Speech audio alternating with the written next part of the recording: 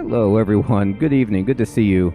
We're going to switch games, and we're going to do Roadwarden. So this is my first time ever playing Roadwarden, and it is a narrative kind of RPG, choose-your-own-adventure type experience, I think. I'm not entirely sure. This was recommended by Fading, and I think some other people had recommended it. It's been in my periphery, and so I'm ready to pull the trigger and give this a shot. It was on a deep discount, too. Okay. We marvel at the serenity of the forest and crave the shroud of its silence. Of course we do. So this is Roadwarden's anniversary patch. It improves a few stories and a bits of interface, but sadly, it won't work well with the old saves. Well, good. I don't have any of those. I recommend starting your playthrough from the beginning. In the newly available advanced difficulty settings, you could choose to skip the opening section of the game, which we won't do because I've never played it. Thank you so much for giving my game a chance, for your bug reports, editing tips, and gameplay suggestions. Thank you for making Roadwarden what it is now. Aureus. All right, great. Okay, this looks good. So we're just going to start a brand new game, but let me just quickly see anything. Full screen is good, and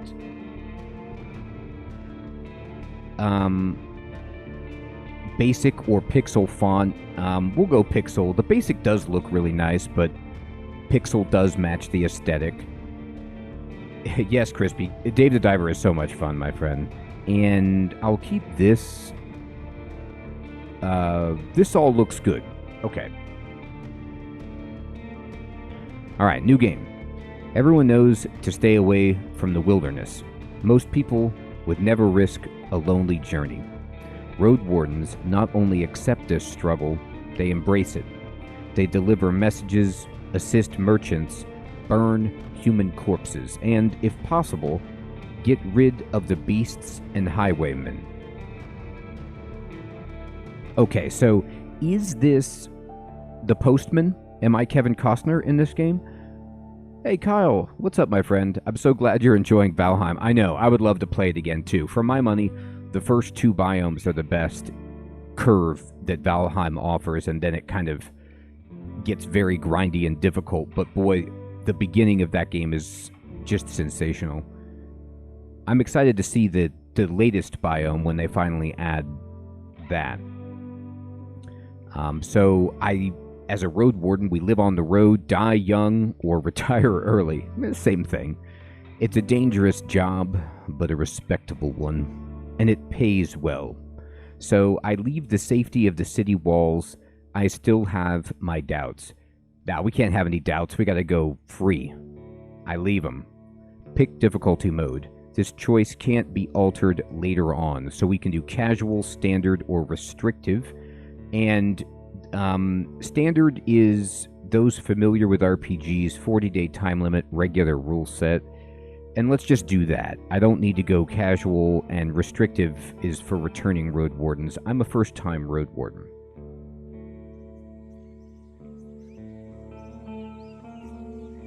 The wall is still standing. There are no wolves around, no stench of blood. Good signs. This should be the place you're looking for. You were supposed to meet with a group of soldiers, but you hear no voices, no sounds of labor. The gate is ajar, but the camp isn't safe. It may keep away the goblins and pebblers, but not beast folk nor trolls, and the night is near. Your palfrey breathes heavily. It had a long day. Okay, so before I made this decision to be a road warden, I should have maybe known a little bit more about the local flora and fauna. I did not know about trolls and beast folk, so that was... I heard beast folk, but I thought, like, wolf. I didn't think, we were in hard fantasy camp like this. Plus, just goblins is alarming enough, and I don't even know what a pebbler is. I don't know if they throw pebbles at you, if they're made of pebbles. Either way, probably don't want to see them, so this is a little alarming. Hey, Michael, what's up, my friend? That's what it feels like, right? I get total Oregon Trail vibes, which I'm excited about. So now we have some narrative choices. I could just look for another shelter. I need to look around cautiously. I dismount and sneak to the gate. Let's peek inside for our soldier buddies. I get off the horse and enter the camp briskly. All right, so we need to check out the camp.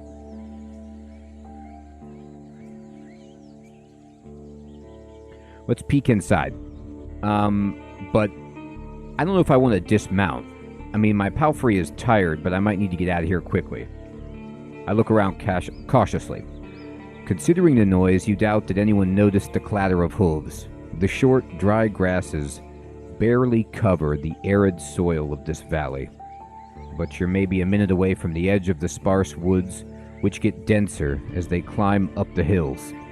At best, this trail has a few more years before getting overgrown for good.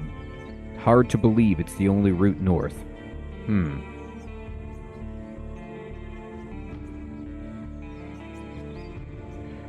Well, you know what, Heathrun? If that's what they are, then I'm glad to meet them. I mean, that's a 1 in a million shot right there. Alright, so we looked around cautiously, but that didn't really do too much for us. Now, it says that the game is capped at 40 days. I don't know exactly what that means. I mean, I know what 40 days means, but I don't know how much time is passed by each of the decisions that I'm making. So, you know, there is a little bit of urgency, but I'm going to go ahead and just peek inside. You hear boots hit the ground and the pain of the long ride, or no, I'm sorry, your heavy boots hit the ground and the pain of the long ride finally catches up with you. You stretch out, bringing your back and legs comfort. All you want now is a table, a decent chair, a nice mug of beer, and some warm stew. That sounds pretty good, actually. With any luck, your axe won't be needed here. I hope not. Good thing I have an axe. I'm glad I took that.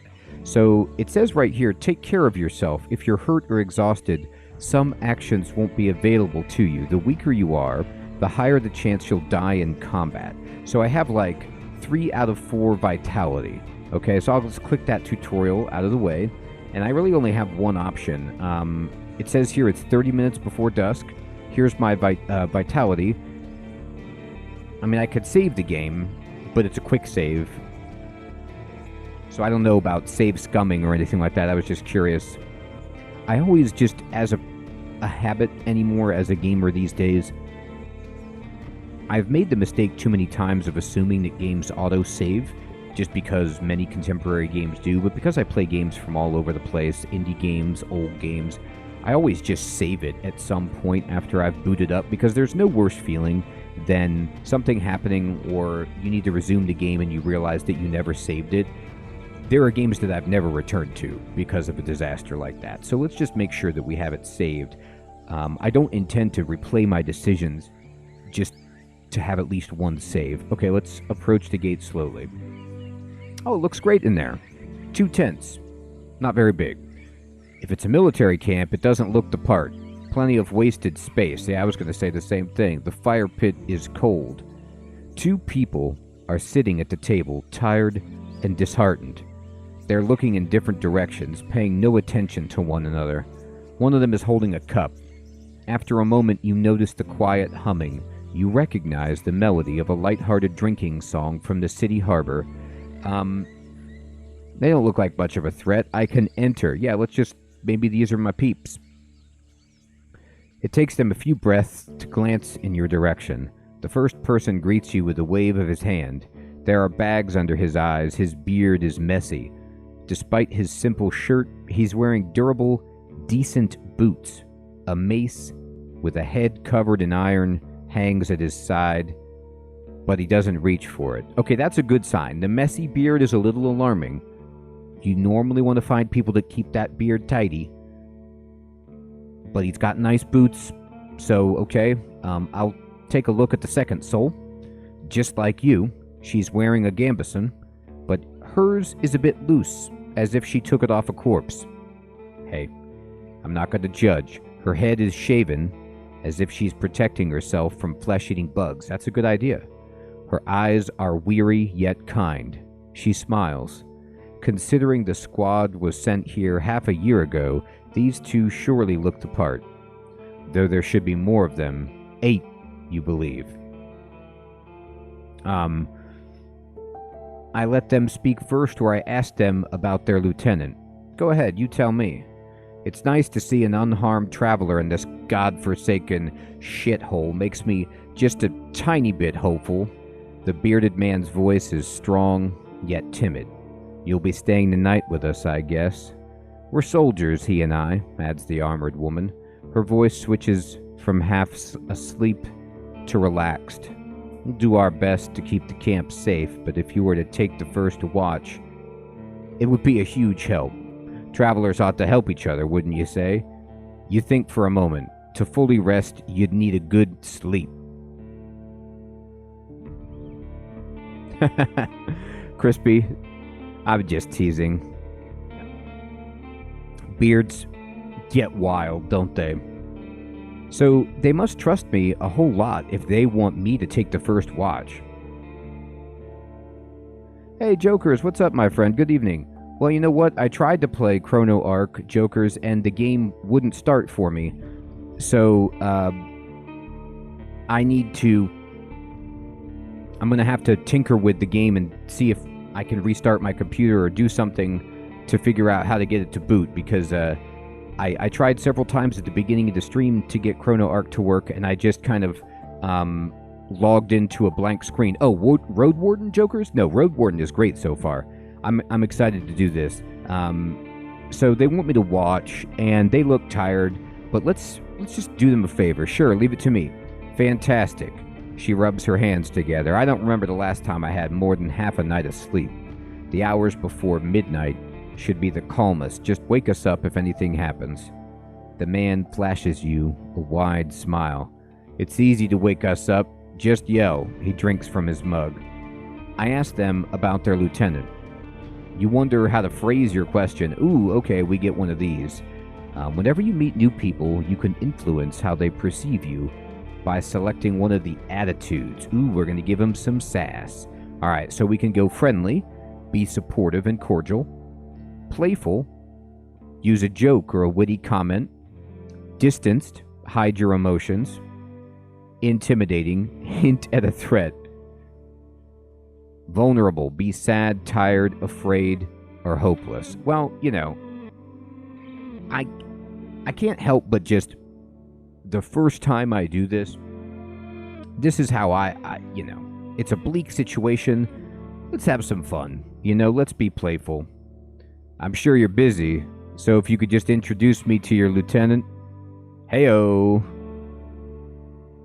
The armored soldier spares you a polite smile. Next time, better schedule a meeting. This place gets really crowded these days. She stands up. She pays little attention to the sword at her side. I figured you aren't here on a walk. Let's say it's me you need to speak with. Are you a messenger? Did you lose your mount? Or are you looking for help? I'm your new Roadwarden. My horse is waiting outside. Really? The soldier in the shirt leans forward. That explains how you got here in one piece all by yourself. Better bring your beast here, adds the lieutenant. We have no hay, but I bet it dreams of dropping its saddle. A long pause. I'm Tulia, by the way. She reaches out her hand. Okay. I shake her hand. It may be a trap. I gesture for her to stop, pretending to be embarrassed. I should wash myself first, but you can call me... Yeah, Michael, this does seem awesome. I'm excited. I'm going to trust her. This is probably a terrible choice, but something about, you know, the shaved head and the weariness, I trust it. How do you want people to call you? Ooh, okay. I can name myself. I could be Leto, or Dr. Incompetent. Her grasp is confident. The shake is slight. Just keep your horse away from the tents. She steps away. We don't need to smell its dung. Too late. Ah, there's this one issue. The soldier in the shirt also rises to his feet. We've no tent to spare. You'll have to use a blanket or something. No problem. I enjoy observing the stars, or I should get used to sleeping on the ground anyway. Yeah, no problem. You walk through the gate. Your mount looks around and snorts anxiously. Not many humans could ride a horse. It's not only taller than you, but also bulky, as heavy as it is strong. You can get in the saddle within a single breath, but most people wouldn't know where to even begin. From every side, it's a wall of flesh. I really hadn't thought about it that way. Horses were brought to the Dragonwoods from the conquests in the south.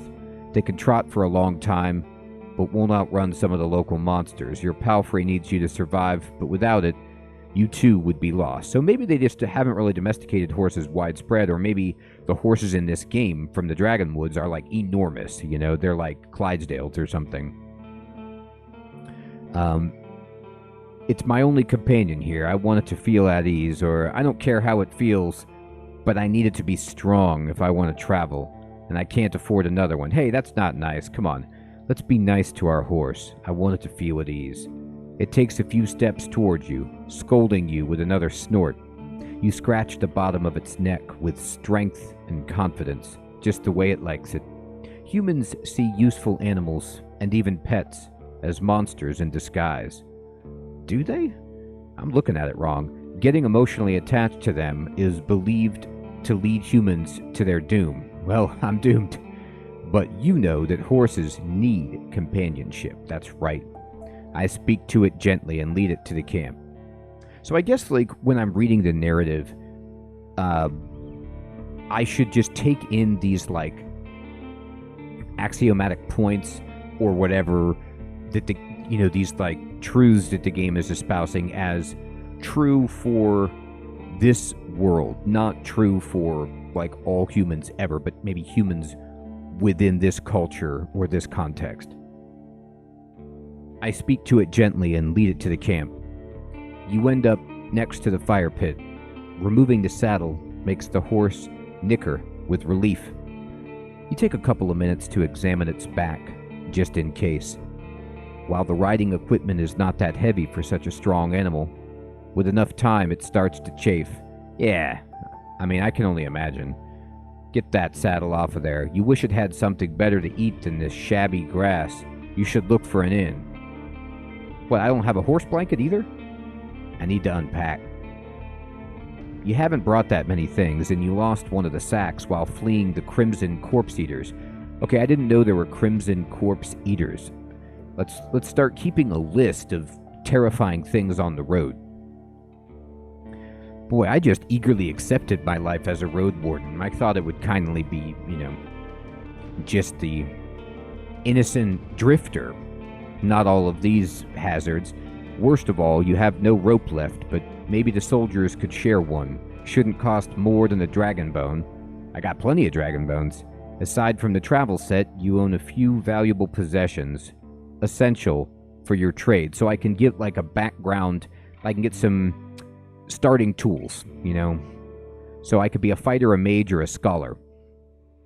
I have talismans that help me use my powers, as well as an iron axe and a worn gambeson.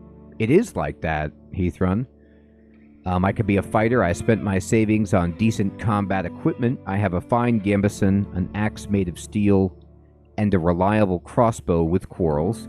Or a scholar. I carry writing instruments and alchemical ingredients, as well as an iron axe, a worn gambeson, and a small healing potion. I could learn more about the three classes, and I do want to know more. As a fighter, you'll have an easier time in physical challenges thanks to your superior equipment and hidden bonuses during dice rolls. Okay, good to know. You'll be physically more capable than the other classes, what opens unique opportunities during some social interactions. It's the best class for RPG beginners. The fighter's weakness is their reliance on physical strength. Your special abilities won't be available to you if your vitality points drop to 0. The mage uses a pneuma, a versatile but limited pool of energy points that can be spent to cast a few humble spells. Magic won't protect you better than a sharp axe, but as a mage, you'll be able to heal faster while resting, detect magic in a mysterious area, distract a beast with a simple trick, and find a common tongue with other magic users.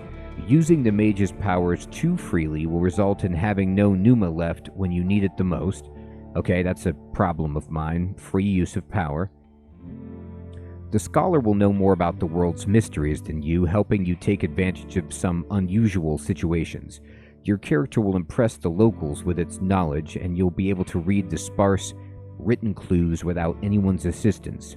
Scholars struggle with combat more than the other classes, but with enough carefulness and exploration, you'll gain access to alchemical mixtures that will help you escape from many dangerous situations. Okay, so it sounds like potentially the hardest path, but just the first time I'm playing this, because of the channel identity and avatar, I'm thinking about taking the scholar path because, you know, I'm a dubious academic.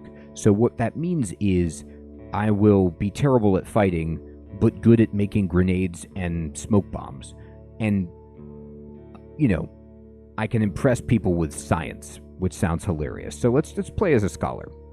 You unpack and inspect your belongings. Your water skin isn't pierced, good to know. The spare clothes are still here. Just in case, it says open your inventory to see your possessions.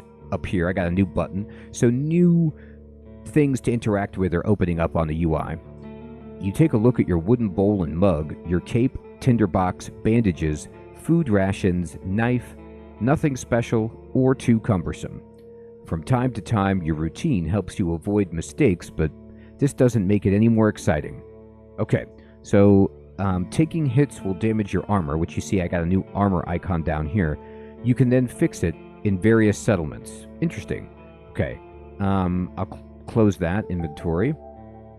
Unless you're occupied with another task, you can eat food, drink potions, and use your items from this menu. Be sure to click on each new item you receive, as some of them can have unusual applications. So I have food rations. They consist of dried meat, crackers, nuts, seeds, fruits, and water, which spoil slowly and don't require additional cooking. Nice. I have a healing potion, a set of earthenware bottles that contain small amounts of magical concoctions. I have merchandise, a pouch with coins. The city artisans make coins by cutting dragon bones into slices. They are valued by merchants, though rarely used in the countryside. Interesting. Dragon bone slices. I have a gambeson, a padded defensive jacket made of linen filled with rags. It's the cheapest type of armor, yet surprisingly effective, and as a result, very common. Alchemical ingredients. To brew new potions, you need to find suitable tools and some undisturbed time. Brewing is difficult, and your alchemical skills, while humble, are valuable. The travel set. My useful tools. Writing instruments. Parchment scrolls kept in tubes, ink, quills, and wax tablets with a bone stylus. Most northerners are illiterate, but they're happy to meet someone who can write a letter in their name. And weapons. A simple battle axe. Traveling with an axe shows that you've learned how to fight humans and human-sized monsters. It's not masterfully made, but it's already been put to test, and you've practiced with it for many days. You know what's funny is going in this game as a scholar, it reminds me of the scholar in The Name of the Wind. Gosh, I can't remember the guy's name, but he always gets robbed on the road, and he has like hidden money supplies like in his shoe and stuff like that. That's who I'm gonna be. Okay. I will return. And let's return to the soldiers. They're at the table again, observing your beast and chatting between themselves. Your stomach growls at the sight of them eating out of wooden bowls. One more bowl was put at a previously unused end of the table. You can sit down on a tree log. So I've got some options. I join them and take a look at the meal. I thank them for the meal, but I don't want to eat with them. I sit down and ask Tulia what she can tell me about the area. I completely ignore the meal. I sit down and speak. Okay. I'm going to break bread or stew with them. I take it. It's cold gruel. Oh, it's not stew, it's gruel. The meal eaten in times of hardship. This specific bowl is filled with water, hog millet, some strange-looking cereals, and blueberries. God, delicious. Welcoming you with a meal, even a humble one, is beyond their duty. Soldiers live with and for their companions. constantly on the move from one part of the realm to another, making sacrifices to protect their group as they face dozens of hideous creatures. Their lives are filled with discipline, hardship, and camaraderie. Roadwardens, on the other hand, learn how to work by themselves. They seldom engage in open combat, patrolling the same roads for years. They help the settlements stay in touch, but also maintain commerce, settle down, forge friendships. When there are no laws to follow, they use their own judgment. Different responsibilities, different lifestyles. Okay, so it says keeping your stomach full will make you stronger. Interesting. Starvation won't allow you to restore vitality while resting. That's bad. You can find your supplies in your inventory. So if I keep a full belly, then maybe I get more max vitality, or it just restores your existing vitality. I'm not sure yet. Okay. And I eat quickly, not focusing on the taste, then speak with Tulia. She's focused and chooses her words carefully. She looks away only when she gathers her thoughts. I'm afraid I can tell you less than I would like to, and less than I should. She nods toward the other soldier. As you can see, there's not a lot of us left. At the beginning of summer, there were 8 of us, including our previous lieutenant. 5 are dead, 1 has run away in tears. We're also strangers in this land, adds her companion. Any piece of information may help me do my job. The man leads forward. His legs shake nervously. He sounds like a kid asking a bard to sing one more story, tell a joke, or do a magic trick. Whatever it takes to escape from boredom. His untrimmed beard hides a much younger face than you originally thought. What did the officials tell you? I expect not that much. No soul governs these lands. Okay, so I could keep it, real close to the vest. What I've discussed with the officials should stay between me and them. Oh no, this is keeping it close, and then I can share what I consider to be relevant. I'm going to spill some beans. You tell the soldiers how little guidance you've received. Since this area is too far away from Havlavan to keep it under control, you were warned that it's untamed and unknown. Who knows how many villages, bandits, or monsters may be found in these unmapped hills and forests. From time to time, new people come here to look for boundless opportunities. Most of them never return. Do they turn into walking corpses, or find what they're looking for? No soul could tell me, so I was looking for your guidance. The lieutenant drinks from her cup and crosses her legs, ankle on knee. Seeing her chair makes you doubt she'll ever find a comfortable position. Where should we start? Okay, so I have a lot of dialogue options here. So it says, before I continue on my journey, I need to ask them about the peninsula, the Roadwarden, and the rope, but then I can ask about all of these things, so I want as much information as possible. What should I know about the peninsula? I'll tell you what I know, and you'll be the judge, says the lieutenant. How long did it take you to get here from the city?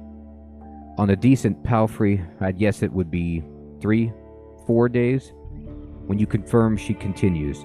From here, you can reach the coast in about a day, as long as you don't make any stops. Do you know the situation? Why no ships can get here? You nod. The sea route allows Havlavan officials to keep in touch with the coastal villages, collect taxes, move the soldiers, collect lumber, deliver tools. But maintaining order on a wild coast such as this one is like filling the ocean depths with coins. Because of the rocks, you can hardly stop a ship 5 miles from the shore, and boats can't get much closer. She nods. I don't know much about fishing, but there's not that many people living by the shore, and they don't crave to stay in touch with the city folk. As she pauses, her companion carries on. No soul from the north ever came to the camp, but when we travel to the roadside inn, Pelt of the North, they're happy to trade and to play dice. Okay, so they go north, but no one comes this way. Why not just stay at one of the settlements? The man clears his throat. I mean, we're to guard this road. This camp is our post, and, well, he turns toward Tulia. She lowers her voice. Don't take it the wrong way, Dr. Incompetent, but are you a devout soul? Ooh, okay. We're getting into the real nitty-gritty here. We got a religious question. Let's find out how to answer this. Like most city folk, I believe that people should unite their strength to overcome the threats of nature and dark magic. Everyone will be judged for both good and evil deeds. I'm part of the United Church. For many years, I've supported a monastery that does its best to advance mankind's spiritual growth, artistry, herbalism, and magical research. I follow the teachings of an order of truth. I'm from a small village. For me, the freedom of shell, pneuma, and soul are the main virtues of life. My community is unique and independent, and so are its members. I have a place in my fellowship. I have a strong connection to nature and spirits and follow the path of my ancestors. Some of my beliefs may be considered sinister and treacherous by the city folk. You'd probably call me a pagan. There's no evidence of the right's existence, and all the mystical tales are explained by magic. No, I'm not. Okay, so I guess as a scholar, I'll take the bottom option. The man nods. I heard that most Roadwardens drift away from the churches. It doesn't matter to me, to neither of us, I think, adds the lieutenant, peeping at her companion. I just wanted to make sure I won't step on any touchy subject. You won't. Nothing touchy. Go ahead. The people here are disquieting. Every few words, she taps the table with her finger. Their traditions won't help them negotiate with the officials. Here, she starts to draw lines with her index finger, as if she's pointing at an invisible map. The peninsula is connected with roads, like a big circle. In the northwest, you'll find a weird village at a bog. It's not exactly pagan, I don't think. It even has a priest who claims to be an eremite. You nod. She means a fellowship. They do crazy stuff, her companion chips in. They use the dead to cut down trees and dig in soil. Once I saw it, I begged to never return there. Oh, okay, a little necromancy. Yeah, Now, okay, wait a minute. I'm taking it to be necromancy. I'm taking it to be they animate the dead and use the labor of the dead. But it could be another way. It could be they use dead bodies and bones as axes and dead bodies as shovels. Like, I'm not exactly sure what they mean when we say use the dead. That verb has a couple of meanings, but we'll take it as necromancy for now. You've heard tales such as this one since you were a child. If an isolated settlement managed to survive without a city's influence, its customs and traditions grow more and more alien. Every generation learns how to adapt to the dangerous conditions they have to deal with, and the rustic pagan traditions muddy their river of faith. The United Church often warns its members about the crazy druids, necromancers, and blood mages. Okay, there we go, necromancers. The bringers of doom, the traitors of humankind. Were you able to speak with these necromancers? Okay, so I got a lot to say here. You could see why we were not eager to go there if we could avoid it, the lieutenant chuckles. Maybe they'll be more welcoming to a Roadwarden. The roads are dangerous with little to no shelters. People need your help. Joker's doom indeed. The man in the shirt turns a bit and points a finger to the northwest. If you're heading to the undead village, you'll get to an inn first, and soon. Tulia nods. Pell to the north is a safe place. You could talk with the innkeeper or the guards, ask them about the road. All right, and what about the east? She stares off across the camp. Hard to tell. We went there only once. There are hills, forests, rivers. We saw a tunnel sculpted in leaves and branches, but we didn't enter it. Wilderness all around. Yeah, I gotta say, granted I'm, implicitly cautious, but if I was just wandering in the wilderness and I saw a tunnel that had been made from leaves and branches. I don't know if that seems like the most welcoming. Any monster worth mentioning? Anything that could catch my mount? We saw all sorts of beasts, the man starts to count on his fingers. Goblins, treants, cats large and small, runners, howlers, wolves, spiked boars, mouflon eaters, griffins, but we managed to stay away. Okay, I've soiled myself. Some could catch up with most mounts. Tulia glances at her companion, though a palfrey should be fine. The trees are so tall that the flying creatures keep to the coast and mountains. There's not that many humans around, and the animals are busy fighting among themselves. They fight more for food than territory. The soldier cracks his knuckles. Don't provoke them, and ride fast. Just count on luck. I mean, that's what I'm doing. I'm just basically going to blindfold myself and ride as fast as I can and hope that I hit an inn. That's all I need to know. All right, any ideas what happened to the previous Roadwarden? You're looking at him right now. He's in that bowl of millet that you just ate. Tulia takes a deep breath. Aren't you a bit late for a rescue mission? We haven't heard from him in almost half a year. The soldiers speak for a bit between themselves, trying to get their story straight. They confirm that he had stopped by the camp a few times, but stopped showing up at all in early summer. The bearded soldier starts to scratch the table with the tip of his knife without looking at you. I don't remember his voice. Always busy, drowning in things to take care of.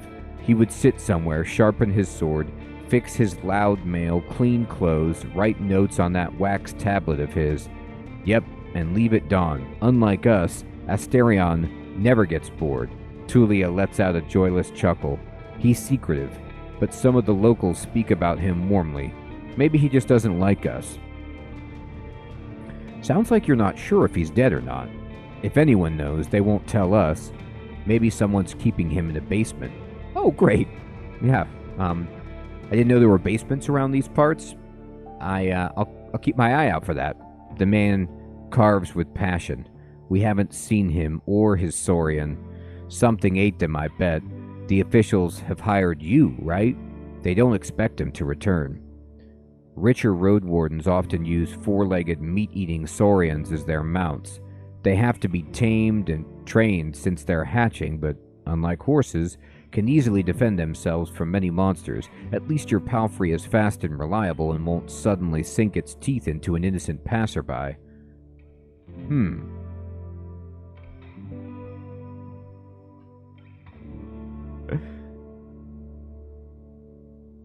Maybe so, jokers.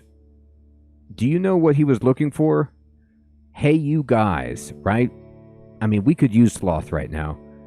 Maybe he left you a message. Neither one of us had any insight into his dealings, says Tulia. My predecessor left me no clues. We also took a look at Asterion's stuff. Wait, she raises her open palm. I almost forgot. She stands up and heads to a nearby tent. He has kids. In a village near Havlavan, I was planning to take all his things there. A pouch, a second spear, a decent bow, some potions. Quite a treasure, she glances at you. But I would much prefer to bring them the truth about their father. So you want me to find out what happened to him in exchange for his stuff? Here's the catch. She dusts off the hilt of her sword. We've hired a messenger to ask the commanders for further orders. Since she hasn't returned and you know nothing about her, she either ran away or something happened to her, she sighs with resignation. We're meant to stay here until fall. What do you think? Come see us, tell us what you've learned about the man, and we'll get back to Havlavan together. You think about your real mission. You were planning to return to Havlavan in early fall anyway. If he's alive, I don't think he's going to be happy about me taking away all of his possessions. True, but he's considered dead. I doubt he'd begrudge you anything, and who knows, you may just find his shell lying on the roadside tomorrow. He wears mail, uses a spear, mostly, maybe 5 feet tall but stout, long, red beard, short hair, pale face, rarely smiles. Okay. She glances at her companion. but after he adds nothing, she sits down and stretches out her legs.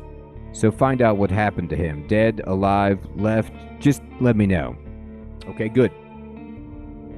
I gotta tell you what, I'm not very far into the game, but I really think I'm pulled in completely by the story and the options and the setting. Like, they're doing such a good job of setting this world, of making, things seem dangerous and interesting. I've lost my rope. Could you spare one? You're in luck. She heads toward one of the crates and moves aside a large linen sack, revealing a rope. She brings it back and nonchalantly sits down on her chair. Take it. I was planning to leave it behind. I take a closer look. Oh, it's a fine rope. A regular rope made of hemp fibers.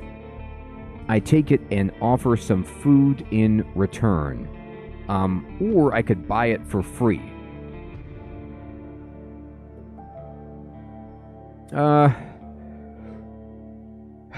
Let's be too nice and give them food. Tulia leans forward and rests her forearms on her thighs, looking down with clasped hands, then meets your eye. I'd normally refuse, but we need some decent food. Every day I'm searching through our groats, looking for worms and putridity. We forage, but it's not a great spot. Some food rations will brighten up a foggy day. For now, you leave the rope on the table. Okay, let's brighten up her day. What happened to your squad? The man shrugs. Bandits happened. And monsters. A strong band, though, his companion chips in. When we got to the peninsula in spring, we saw some people living in this camp. The lieutenant decided to avoid it and look for an inn. We had to travel through the night for a bit. The bearded soldier scoffs and crosses his arms, but she carries on. If he had decided otherwise, we would all have died that day. The innkeeper explained that the camp is a trap, that the armed ones pretend to be soldiers, stay there at night, lose everything you have. Sounds like slave hunters. Boy, I could have fallen for that trap. Luckily, I did not. Tulia sighs. Very much so. They killed some and took others away. Who knows where? They were letting the northerners go, hoping to avoid their wrath. It kind of worked, adds the soldier. We asked them for help, but they refused. We had to clear the entire camp on our own, and that's why 3 of our people died. Don't exaggerate. It's not like the lieutenant didn't make a mistake. He wanted to get rid of them and take over their camp, but we didn't know our enemy well enough. We were outnumbered, and they had an ice mage among them. She looks at you. At least we cleared the road. Saved lives. You mentioned monsters as well? Nothing that would surprise you. Those of us who survived the skirmish were young, too inexperienced to spend a summer in this place without a good leader, and they didn't trust me. One of them got caught by a treant. Another one ignored my orders to perform some sort of ritual hunt, so a werebear tore her to pieces. The last one tried to act tough, but didn't tell us that he had cut his hand while cleaning his gambeson. She lets out a ghastly chuckle. We had to cut it off, and he was so ashamed that he decided to walk north, find a new life, disappear. Idiot. What a colorful journey. The man tries to drink from his mug, but it's empty. You've made this place safer. I'm going to offer that. Barely. Tulia seems tired. And who knows if it was worth the lives and effort. Tulia, how did you become a lieutenant? That's not much of a story, honestly. She looks at her hand, which is currently rolling a mug over the table. In the city, there's a strict order of... what should I call it? She exchanges looks with her companion, but he can't help her. Well, leadership succession, I guess. Hablavan Chief selects commanders. Those select lieutenants, and those put their soldiers in order of priority. If a lieutenant dies, they get replaced by the next soldier in line. So you were his successor? Nah, not exactly. When we fought off the bandits, our lieutenant was hit by a slingshot. His boyfriend jumped to help him, but failed to protect either of them from a spell. It was like a ball of ice that hung above them and exploded, piercing their heads, completely avoiding their shield. Really unpleasant. She pauses. Oh, Frozen Orb.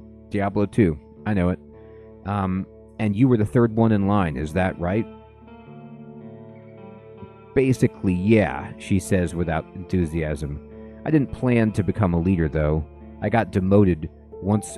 I'll get demoted once we return to the city. I prefer to follow anyway. What was your squad's mission? The lieutenant looks into your eyes. You know, the usual. Making the roads safe. Keeping people alive.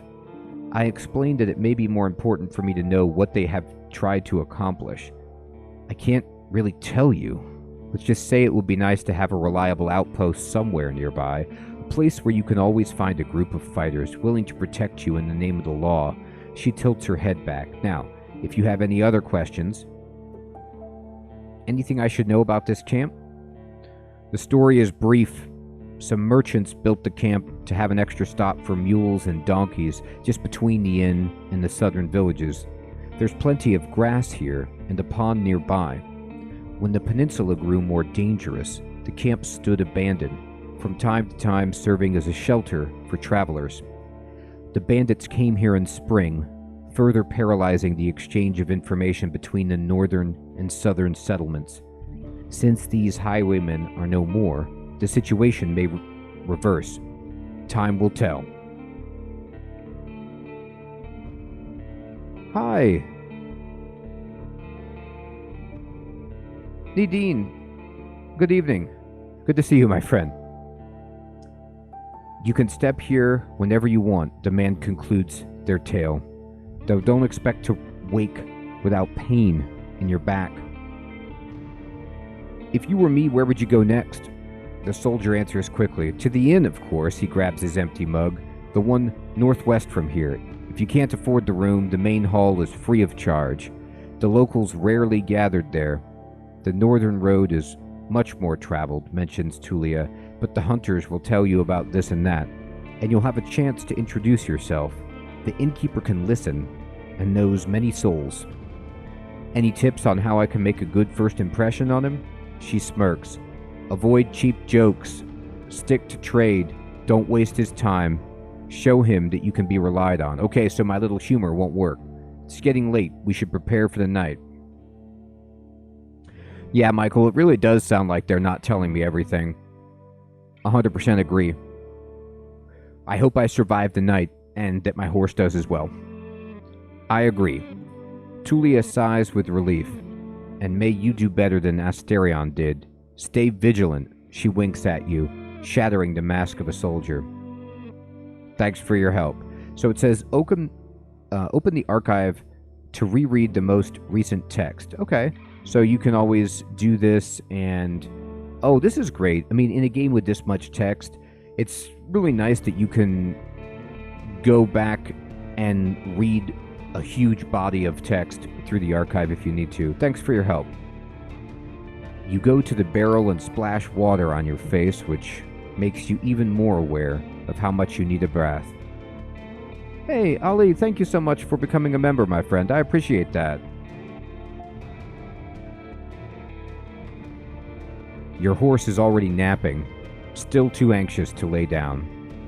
Stay tidy to have a better chance to influence others. So it looks like I have an appearance rating. So all of these ratings are going to affect the dice rolls behind the scenes, it appears. My appearance is 2 out of 5. Yeah, that's about right. I need a bath. I prepare for my watch. The soldier in the shirt is eager to guide you. Just observe the area. There's plenty of griffins around, though they won't try to jump over the palisade. Probably. Better watch out for the apes. They climb up and carry out any food they can find. And there's this really loud were-elk that keeps smelling the wall, though it has never tried to get in. Okay, so there's going to be apes climbing the walls, and a were-elk and griffins. Yeah, got it. He points at a gate. The lieutenant and I will block the entrances. They're quite heavy, so if anyone comes here looking for shelter, better call us to help you out. And if this someone is being chased by wolves or anything, better throw them the rope instead. He scratches his head. If it gets cold, feel free to make a fire, and the best place is on the watchtower. You may want to put a blanket there or something. The watchtower? He gives you a long, puzzled look. Oh, here, he points at the pile of crates. Just climb up to the tallest one. You'll have a great view at the northern side, the more dangerous side, and also, I know you're tired after all that riding. He points at the tent on the other side of the camp. I can handle a couple of hours of sleeping on the ground. If you wish, go there after me and rest. Just this once. At least I have a pallet inside.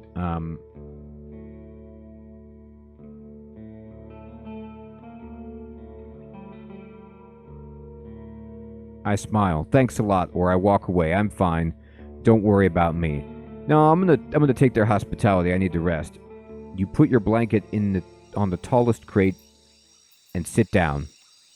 The night is warm, but the sporadic summer breeze brings gentle refreshment. From time to time, your back aches, and you have to force yourself to keep your eyes open. The light of the moon helps you focus on the tall grasses. For most of the time, you spot smaller critters and birds, but there are exceptions. At one point, you see 3-horned deer trying to challenge one another. Before they clash their antlers, a 2-legged dragonling appears, leading its much smaller offspring. The furry beasts try to intimidate the predators with roars and aggressive head movements. After a few moments, both sides walk away slowly, not willing to risk the fight, nor to admit defeat. I don't let it distract me. I keep looking around. You hear the death screams of distant prey and the mating calls of monkeys. Sounds like a Friday. Runners are chasing a gray hare. A group of muskoxen lazily chew the grass, preparing themselves to sleep. A dusk fox is running together with a lynx, making playful screeches. Thankfully, you never have to intervene. You just sit there, watching the not-so-distant forest, trying to outlast your sleepiness. You can only guess how much time has passed. Once you feel you've had enough, you climb down and go to a tent, waking up the bearded man with just a couple of words. You confirm that nothing important has happened. Hey, Nix. Good evening, my friend. I gather my things and squeeze into the tent. I use my bag as a pillow, put my blanket on the pallet, and cover myself with my cloak. I'm exhausted. I could almost fall asleep. Sleeping in a tent is not the stuff of dreams, but it's a much welcomed rest. The pallet keeps the cold soil away. The moonlight saves the outside world from the eerie gloom. You listen to your own breath and find a comfortable position. Your job starts tomorrow. I focus on the real goal of my journey. All right, new journal entry, explore the peninsula. The Merchant Guild wants to take control of this realm. Your wardening duties are secondary. First and foremost, you need to explore the peninsula. Learn about the territory, resources, and threats. Get to know the locals and, if you can, convince them to consider negotiations with Havlavan officials and traders. Could the tribes resist the soldiers or be a threat to the priests of the United Church? Are there any forbidden practices that need to be eradicated, such as blood magic, necromancy, robbery, or slavery? Well, 50% of those I've already, actually, maybe 75% of those I've already confirmed.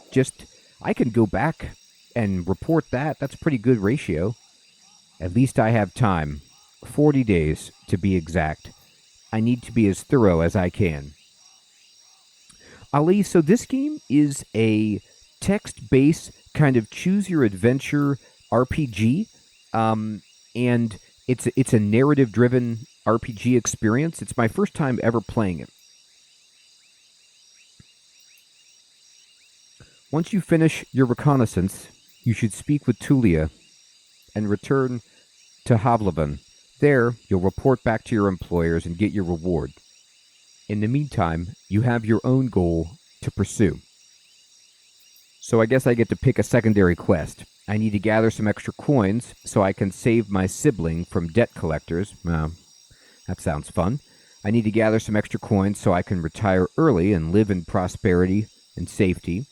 All right, look out for number 1. If I gather enough connections among the local leaders, I'll use them to become a major player in the Merchant Guild. No thank you. I want to be remembered as the soul who brought peace and order to this realm. A hero. Okay. I just want to help people, make this region safer for the locals and the newcomers alike, or I need to find a new life for myself. I have a difficult past, and I want to be forgotten. Yeah, Ali, I'm having a good time with it so far, my friend. So, of these options, all right, so I could be, the mercenary, the political player, the hero, or the redemption tour. I'm just going to try to help people. So, new shelter unlocked. New entry, help others. Your half-asleep senses are catching the sounds of the wild forest.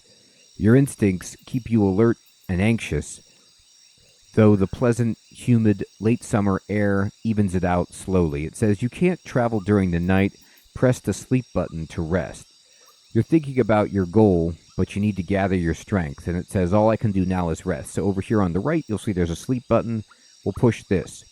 Sleeping in a tent. You could spend the night in a burrowed tent. It's nothing special, but it will protect you from the wind and rain, and the ground won't be painfully hard nor cold. So I can sleep here. I don't need to eat now, and it looks like this isn't good. It looks like I lose 2 food, and I lose 1 appearance, but I don't lose any health, I guess. Let's see how this plays out.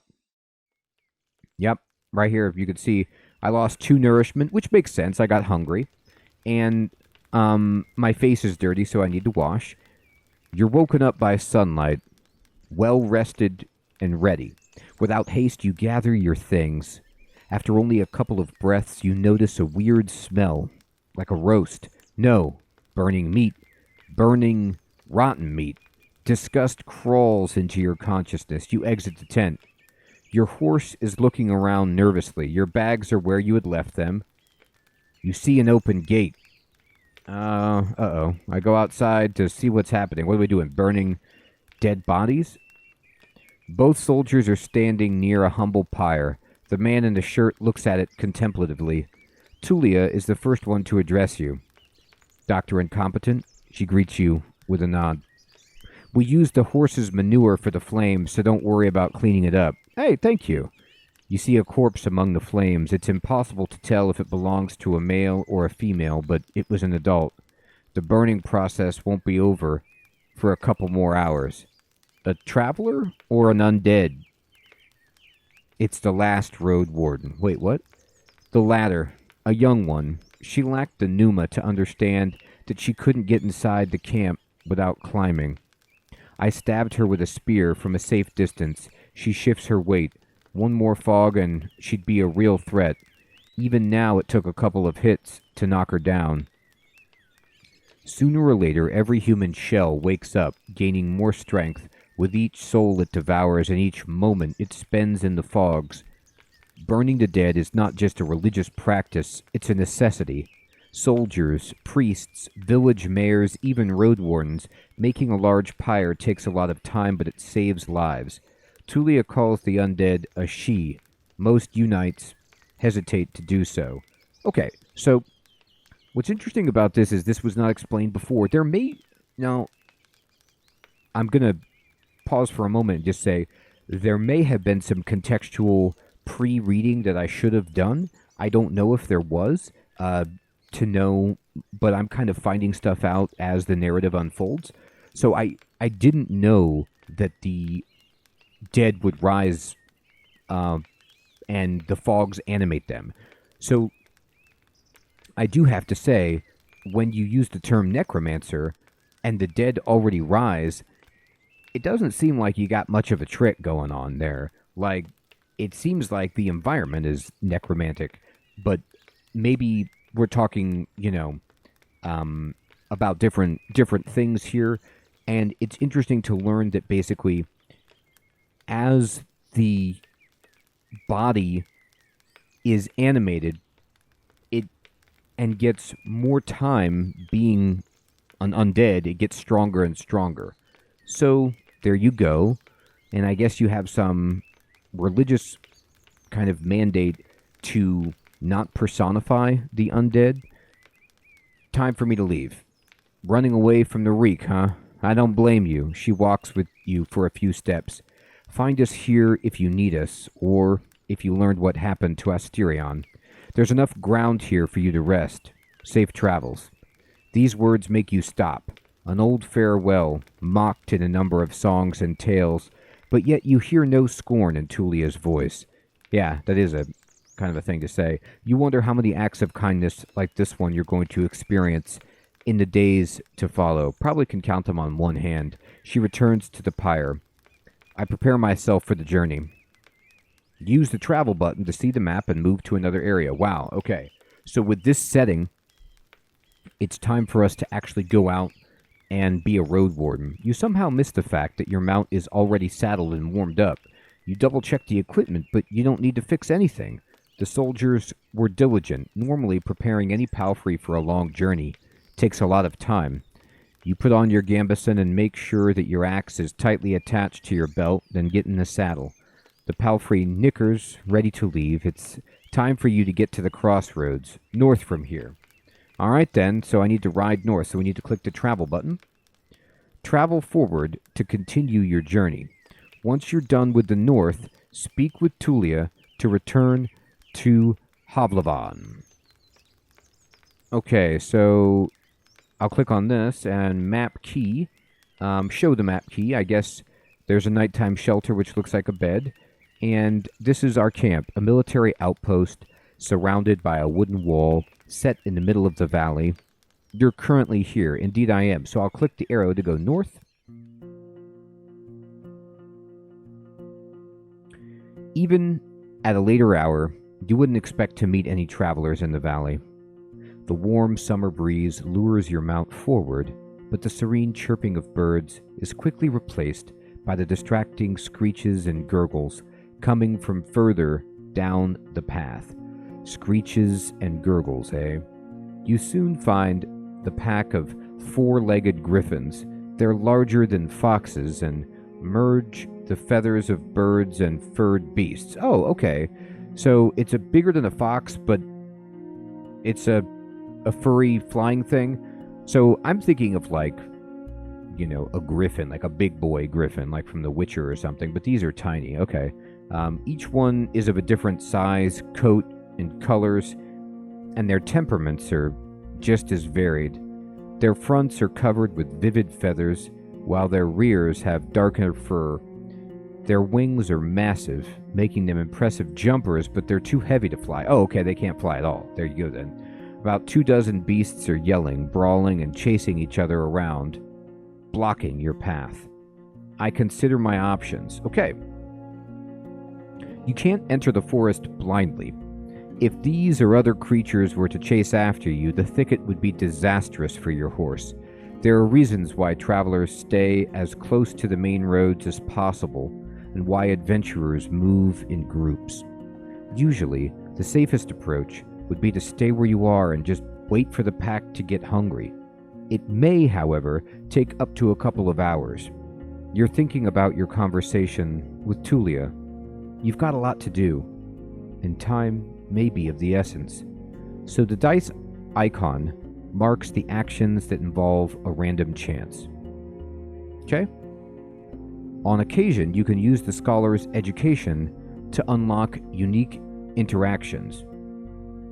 Okay, so your education could be of use here. So I could do these two things right here, or I could do my class option.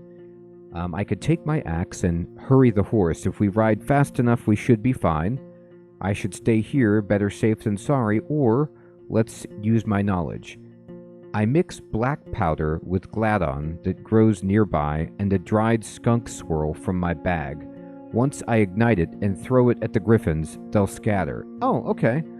I guess this'll work.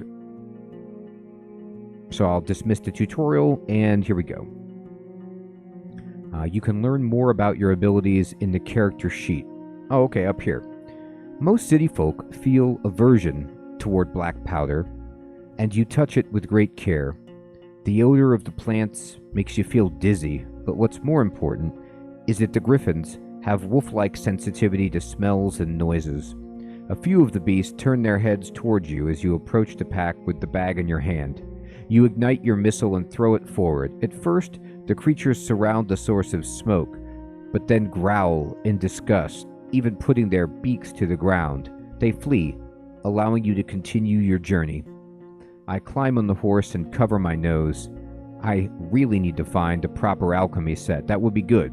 So we did that. And if I click on character, you can see right here, here's some more information. Dr. Incompetent, the Roadwarden. After years spent on studying old codices and training to help the local villages and to make this region safer for the locals and newcomers alike. That's my goal.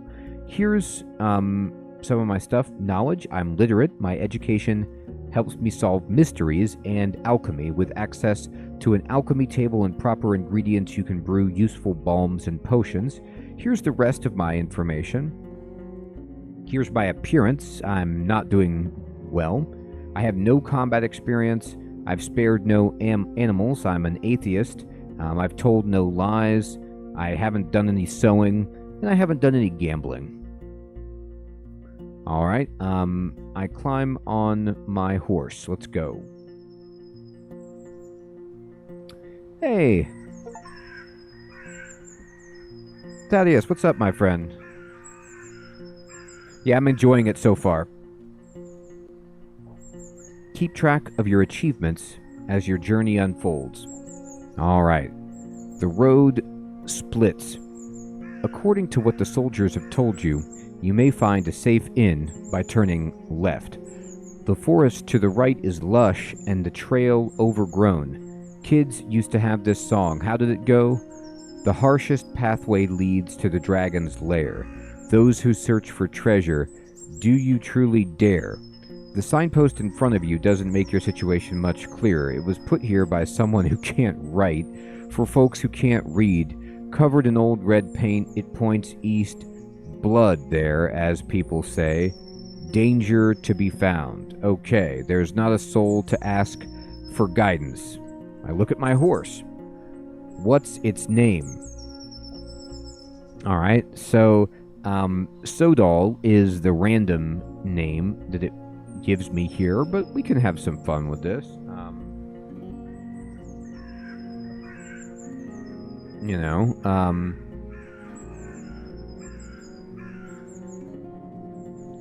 I always have a fondness for the name Ruffles. It's just such a kind and silly name. You know, it doesn't fit a large animal like this, but it'll definitely strike fear into everyone that meets our kind steed, Ruffles. Ruffles is peaceful as you stroke its mane. Maybe it can't help you choose a path, but you've spent many years together. Happy to go on, it takes a couple of steps forward.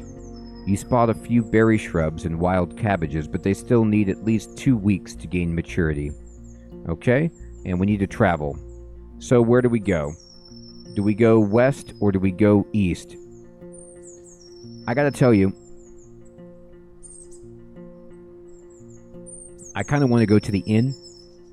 I know it's not to the dragon's lair and to less treasure, but I feel like the innkeeper can give us some good info. So let's go this way. Ruffles trots with ease, unbothered by the few branches covering the beaten road. The bird songs and distant howls draw your attention to the forest, which gets sparser and brighter. You spot boars, roe deer, and saurians. The sight of a nearby wolf pack worries you, but once you push your hips forward and your palfrey enters a canter, the beasts don't even begin a pursuit. The speed alone will protect you from many dangers. You notice a stone tower, taller than the trees. It must be the inn I've heard about.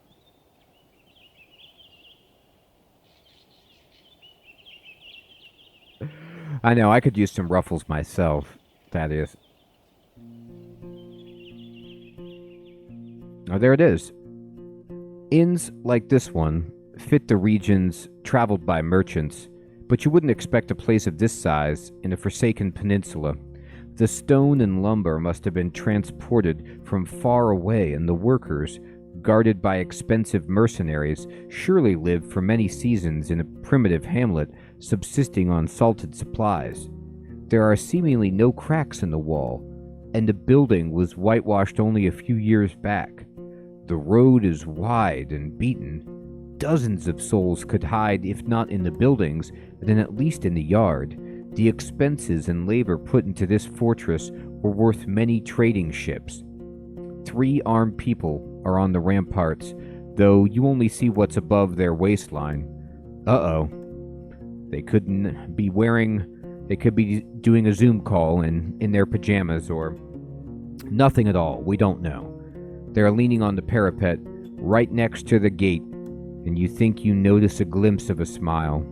They wear gambesons, each one of them dyed differently, yellow, green, and linen gray. I approach the gate.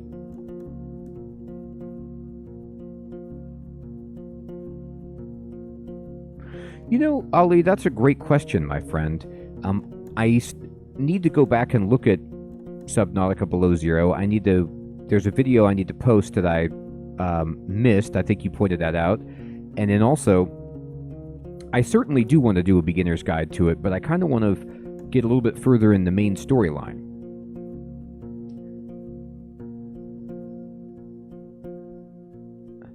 I really enjoy driving that sea truck around. It might be fun to pick it up again. A woman in yellow armor leans forward. She has long, curly, disorderly red hair, pointing in every possible direction. This combination of colors doesn't work at all. In the woods, one would have to shout to draw this much attention. So wait, she has yellow armor and red hair, so it's a McDonald's. There's still a fair distance between the two of you. But she speaks loudly. I haven't seen a horse for years now. I just said that it's weird to see such a large jackass, huh? Ha ha. Her voice is young and strong with an accent that reminds you of the villages spread around Havleven. But no jackass would wear a saddle, I'd say. She exchanges a few words with a male guard wearing green, giving you time to move closer. Well, this one here says there really are donkey saddles. Say, traveler, how hard is it to ride a horse? All right, well, we could joke with them. We could be friendly, hide our emotions, intimidate, or be vulnerable. It's impossible. There's no hope. Let's joke around with them. I laugh. You wouldn't believe it. The lessons were a pain. You get off your horse and imitate this silly walk from the day that followed your first long journey when your whole shell was crying. You illustrate the pain as you move your hand from your back to hips, then thighs. In return, the guards tell you about that time when they had to carry their friend with bitten-off legs for 3 days straight through the heart of the woods. Meanwhile, the other guards opened a gate. Oh, that's a good... I enjoy that exchange of banter. That's delightful. You may be in a good mood, the woman in the yellow jacket smiles at you, but don't get so noisy when you talk to our boss. The man never smiles. He has the world's suffering sculpted on his face. She leads you under the roof under which your palfrey can rest, tethered with a cord to a wooden post near some old hay. Once you're ready, go inside. Speak with our boss. Maybe you're hungry. The other guards take care of various chores. They peek at your mount every now and then as they're splitting firewood, cleaning their clothes, weeding the garden patches, and moving chairs. 2 of them are making a rope. You head toward the inn, hearing the piercing scream of a boar from the other side of the yard. I open the door. New shelter has been unlocked. If you're at an inn, in the morning, you can spend the entire day on resting. Oh, wow, okay, to really recover? The locked windows make the air stuffy, and the weak fire in the stove hardly lightens up the hall. A muscular man is sweeping the floor near the stairs, but after he glances at you, he leans the broom against the wall and heads behind the counter. You're lucky to show up. His voice is deep and soft, with a city-like accent. He observes you with keen attention, yet avoids your eyes. I've a keg of decent ale, wormwood, bog myrtle, juniper berries, cat's foot. Whoa! You didn't need to throw a cat's foot in there. He fills a mug carefully and puts it on the countertop. It's going to spoil soon. Today, maybe. And we don't drink here before the even. I hate to see the good stuff going to waste. Hey, Finn. Good evening, my friend. It is more text and graphics. It's like a... not entirely a virtual novel, but kind of like that. It's a narrative-driven, choose-your-own-adventure RPG. I don't know if it's a roguelike. I don't know if it's randomized each time you play it. This is my first time. His skin is dark, almost purple, rare even among the southern tribes, and his hair is naturally bluish. His clothes are quite fancy for manual labor. The elegant tunic wouldn't stand out in the city square.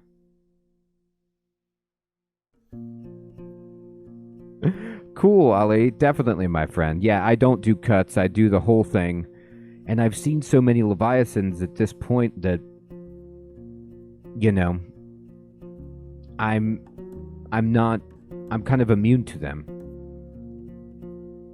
Finn, I'm with you, my friend. It does look cool, doesn't it? It's like the good old days. Exactly, Thaddeus. That's what it reminds me of, too.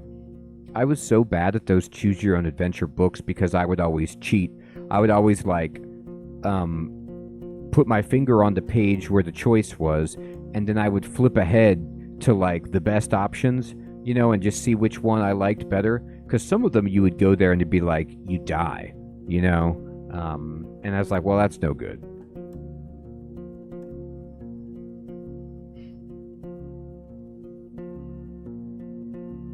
I stand at the counter. The planks let out a creak after every step you make, so you slow down a bit. You could swear that the innkeeper made little to no noise. Here you go. He pushes the mug forward. But just so you know, my pelt of the north doesn't belong to Havlavan. You could sleep on the floor if you wish so, but if you want to better a meal, you have to pay. We may have some leftovers from dinner, but I'd need to check. Alright, so this guy doesn't want the jokes. He wants serious. So,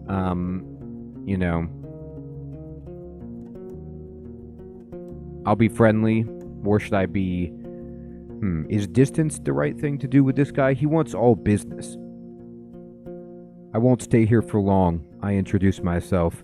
He nods and fills another mug, this time with water. I guess there's no point in waiting for Asterion then.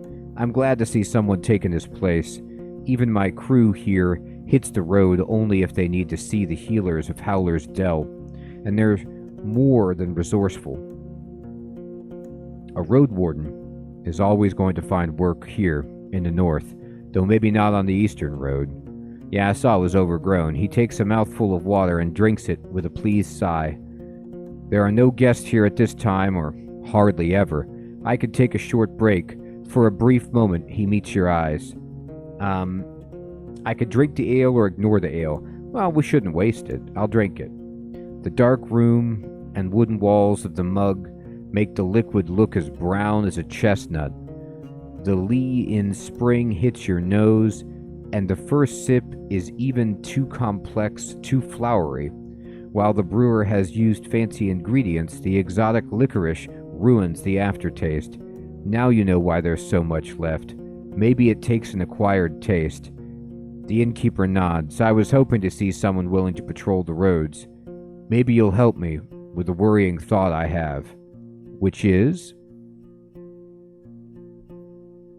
There are no brigands in the woods. Our place is a stronghold, so I'm not afraid of an open strike, but they've gotten more active in the last 2 years. One day, They may steal our furs, and I've no doubt they're the reason why merchants come here only once. Having bandits around gets expensive. He rubs his hands together, camouflaging his paws. I want you to reach Howler's Den, northwest from here. It's the largest settlement around. I'm sure you'll get there sooner or later. Ask Dias, the mayor, about Glaucia, that bloodthirsty wolf of a woman. I've heard rumors about a raid in the north. If Glaucia is ready to break the truce with the locals, I'm willing to join forces with them to get rid of her band. He looks at a nearby dragon bone. Not too difficult, right? Just do it when you have a chance. A couple of days won't make much of a difference. I'll pay you 2 coins when you get back with the news. Fine? I can negotiate 3. I'll take the regular. Great. What else do you need? I could eat something. Do you have any leftovers? What do you have for sale? I have a lot of options here. Okay. I could eat. Do you have any leftovers? Yes. I feed them to our boar. I won't give them away for nothing. He tells you to wait, then leaves the building for a few minutes and returns with a wooden bucket and a long stick ending with a hook. Go through the gate and turn left. You'll see a bunch of bushes. We need some berries. Bring me a bucketful. You'll be done in half an hour or so. Your horse could use a nap anyway, and I'll prepare something to fill you. The hook is not made of metal or wood. It's a long, curved claw, almost black. I reach for the tools. Half an hour? That's quite a lot for berry picking. Or I won't do that. Do I look like someone who forages for berries? You got it, buddy. I need some food. Look at my nourishment. The tools are cold, not too heavy. You notice a pair of thick gloves at the bottom of the bucket. Ah, the berries are not a problem, the innkeeper smirks. Unlike the snakes, better scare them away with a stick or move them with a hook, and protect your hands. The little ones won't eat you, but don't get bitten. I'm sure you know how to be patient. Fine, I'll go right away. But no, I got other questions, buddy. I'm looking for Asterion, the previous Roadwarden. Are you now? He goes to the table and invites you to sit down with him. I don't think I'm going to be of much help. He rests his elbow on the tabletop and grunts quietly to clear his throat. But I do want you to find him, so when asked about his intentions, he measures his words. Asterion and I made a risky deal. Well, a very promising one. Last time he was here, he took 50 coins, my half of the investment. He knocks on the table with a fist, anxiously. If you get my coin, or at least find out what happened to the guy, I'll make sure you won't be disappointed after bringing me the news. Could it be that Asterion stole the coins and ran away? He looks at a window and starts to play with a shutter. I just think Asterion ain't the kind of soul that would do such a thing. For him, it wasn't much of a fortune, and I'd risk saying he'd earned my trust. Not only mine, you know. It's easy for a Roadwarden to make connections. He always had places to go, things to take care of. He rubs the table with his thumb, as if trying to clean an invisible stain. I've asked travelers.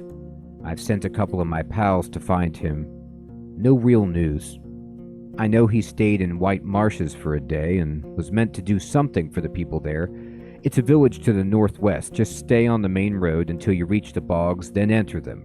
You may get there before dusk. So if I go northwest to find Asterion, I'll also be going northwest to the large settlement for this guy's other quest, which is interesting. So let me know when you find anything, and we may yet return to this whole investment thing. I'll think about it.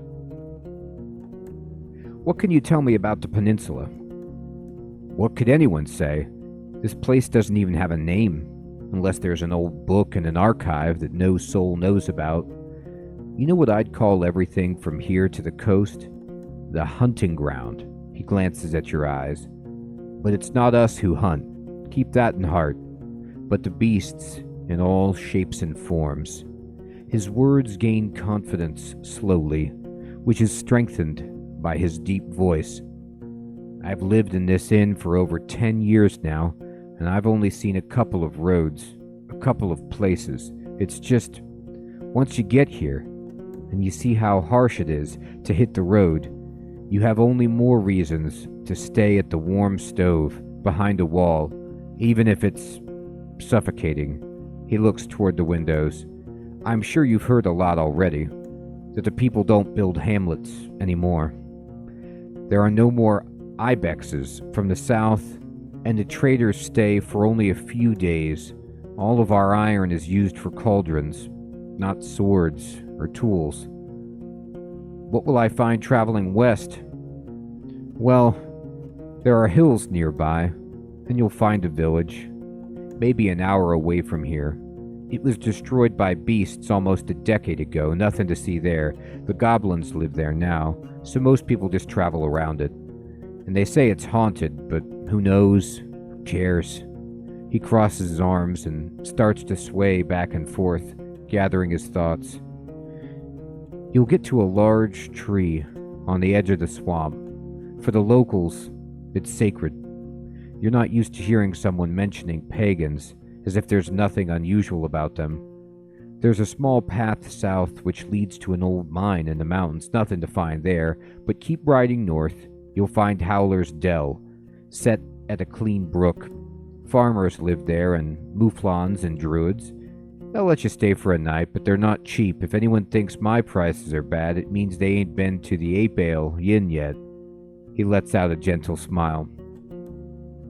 I smile politely. I know only a bit about the next settlement, Old Pagos. The soil there ain't too fertile, so they work in their quarry and help other settlements build things in exchange for crops.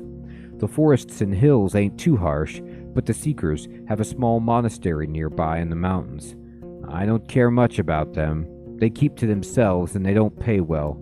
The third village is unknown to me. White marshes, set at the bogs. I've heard it smells like a griffin's lair. I've heard a lot of nasty rumors about the place, but I won't share them. I don't want to be a lie spreader. Me neither, buddy. So 3 villages, really. Howlers, the one near the monastery, whatever it's called, and marshes. Don't let their beds and palisades fool you, though. Weird people live there. Don't tell them more than you need to. You wonder if it's something he would tell other travelers as well.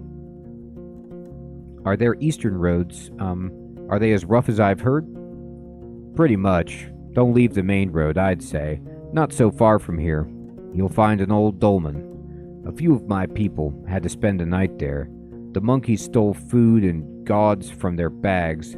It was their fault. One of them had fallen asleep in the middle of his watch, but you know, the eastern forests are wild. The roads are rough. Almost no soul lives there. One day, all these roads will be swallowed by the trees again. The furthest my team has ever gone was the home of the Enchantress. Just stay on track until you reach the crossroads, right near an abandoned watchtower. From there, turn east. You'll recognize the place. It's a nice home in a lonely meadow surrounded by a wall. He looks toward the closed window, then at you again. Kind of like our walls, but simpler, without coating. She lives as a hermit. Eudocia. I don't even know how she survives there, but if you don't have decent coin, you won't find much there. So back to the crossroads. If you turned left instead, you'd see a road. People stay away from it. It connects the tower and the monastery, a shortcut between the 2 sides of the peninsula. I was warned by the locals not to use it. It already belongs to the beasts. Have you ever been to the northern coast? I only know about another inn. It's far from here, maybe a day on foot, a bit less from the eastern side. His eyes once again focus on the floor. I've never been there, but I've heard it's a safe place, close to villages of fishers and hunters, though I don't know much about them. That's all I need. This guy's interesting, he's been here for 10 years, and they explained that the inn was very expensive to build. So presumably he came from somewhere else, maybe the city with a lot of money. I don't know why he opened the inn or what his purpose is, but he doesn't talk about that past, and he's never really left once he settled here because it's too scary outside. We can get some story about the inn here, though. I didn't expect to find an inn of this size in a place such as this. Ah, So you know a thing or two after all. His mocking tone is soon replaced by a gentle smile. It was built long before we arrived. It didn't work out well for the previous owners. Once the war ended, they left. Not enough travelers, bad trade. The villages stick to themselves. We, however, came prepared, and now we're prospering. Oh, okay, so they just took it over. When you ask him how they can afford all the supplies, he runs his fingers through his dark hair. I'm not against running an inn, but we don't rely on guests. We're the ones doing all the trading. My hunters are a clever bunch and stay safe in the forest. In exchange for furs, claws, and bones, we get what we need, and more, both from the south and the north. He relaxes in his chair. We have a good life here. We spent a whole lot on armor, crossbows, lumber, spears. But in another 10, maybe 20 years, we'll have enough savings to move to Hovleven and not work for another day of our lives. We take risks, but smartly. The team is stronger than ever, and I have big plans for us. It's surprising to find a purple-skinned man so far in the north. Yeah. I ain't seen a soul looking like this since my ma died, he shrugs. It's not a fascinating tale. Let's just say I wasn't a part of the invasion, yet I'm glad it freed all those who were chained by the cities and their corsairs. He looks at the wall.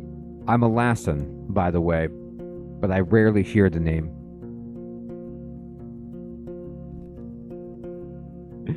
Thaddeus, it really is, my friend. I mean, it's story time all the way.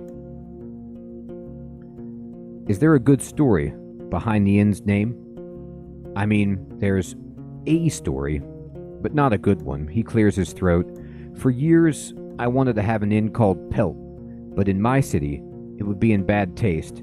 Taverns and inns named with a single word were cheap, had a nasty reputation. There was the Claw and Mugger, Basilisk and Blissful, I think. The good places used at least 2 words. Empty barrel, a rose and a helmet, Empress's smile. Pighead was the exception. It was a real dive, he chuckles. In my soul, it's still just a pelt. Pelts are what we came here for and what will make us reach our goals. I return to my other questions. About Glaucia's band. He freezes, observing your hands silently. Okay. I'm on it. Any rumors worth sharing? He crosses his arms. I don't like to talk about people who ain't nearby, but you know what you're doing. Who are you wondering about? Tell me about, okay. Use your keyboard to name people that you're interested in. This is cool, like, now I can actually get into, like, real text-based game and type something. So, for example, I could ask about Tulia. I ain't seen Tulia in quite some time. Since her squad vanished in the fog, she's been careful. Glad to know she's still alive. She's too inexperienced to lead others in battle, I think. He shrugs. Like most people, she needs to follow others, but she already knows that. There's nothing worse than a fighter too stupid to limit their ambitions. I don't know enough people to really ask, so let's change the topic. And, actually, can I ask about necromancers? When he crosses his arms, the room gets a bit colder. I'm a city man, Roadwarden. I've seen dozens of priests and monks saying the craziest crap for the sake of coin, dominance, and obsessions.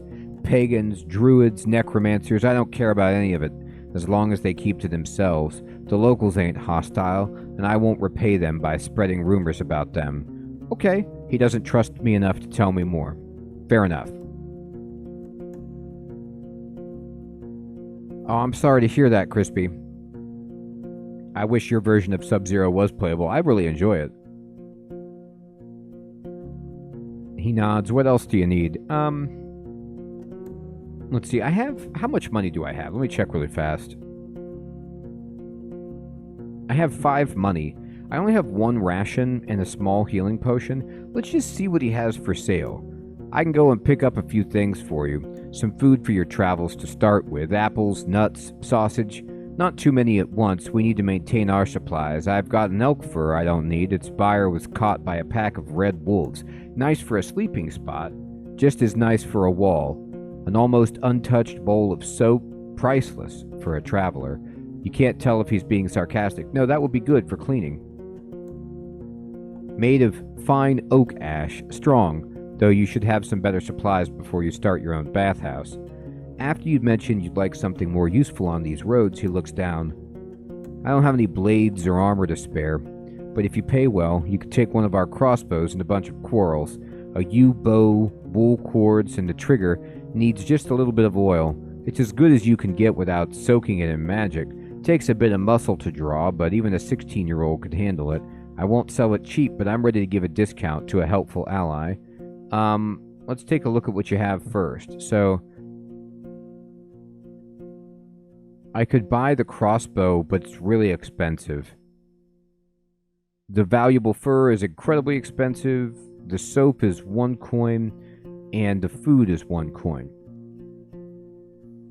So I kind of feel like I might want soap and food. So I'm going to buy it.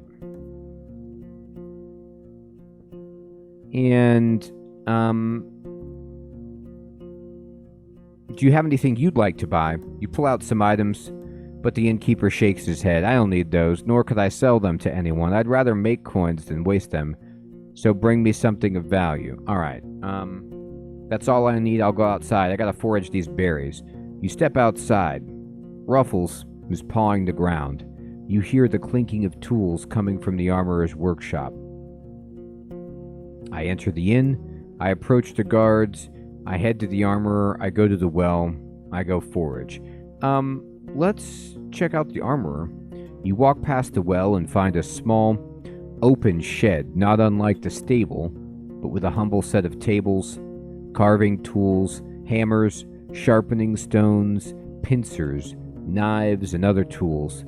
As long as something can be solved by brute force, this place will find a way to do so. There are 2 people sitting on a long bench. The first one is a male with maybe inch-long hair, a cleanly shaven face, a thin, long, yellow tunic, bare legs, and sandals. He ignores your presence, sewing a gambeson with great concentration. The second person is a boy, maybe 15, who's wearing the crude outfit of a farmer. He glances at you, but soon returns to sharpening a long dagger. Greetings. The man raises his hand, but it's the boy who speaks, focused on his task. He ain't talking. Tell him what it is you need. The man smiles in confirmation, looks at the piece of garment in his hands, then looks around, shrugs, and returns to you with a raised eyebrow. I look at the youngster, learning the trade, I see. Kind of, he answers reluctantly, but his teacher pats his knee, giving him a harsh look. The kid clears his throat. Yes, but we both ain't masters, you see. There's not a soul to teach us, so once I'm ready, I'll try hunting instead. Fixing things for others is boring. The man grunts a sound, though you don't understand it. Seeing your face, the boy chuckles. He said, safe. Let's meet in the middle. Boring, but safe. The man nods. Could you patch my clothes if they were torn? He shakes his head and points at the uneven seams on his own tunic, then grabs a crude bone needle and shows you its broken head. He wouldn't even if he had the tools, says the boy, but you could try in Howler's Dell or Gale Rocks. I'm in need of your services. Alright, we unlocked a new trader. He nods, points at the laces in the front of your jacket, raises his clenched finger to his shoulders, then gently spreads and lowers them as if he's taking off a robe. You follow his command and allow him to properly inspect your gambeson. After a few minutes, he gives it back, then reaches for his pouch. He pulls out one dragon bone, shrugs, then another one, and waves both of them in the air, pursing his lips. He makes a few speech-like noises with empty mouth, groaning what sounds like, I don't know. So he's going to give me, 2 coins for my gambeson? I consider his offer. No, he can repair it. So I could pay 1 coin for an hour to repair my gambeson, which might actually be useful.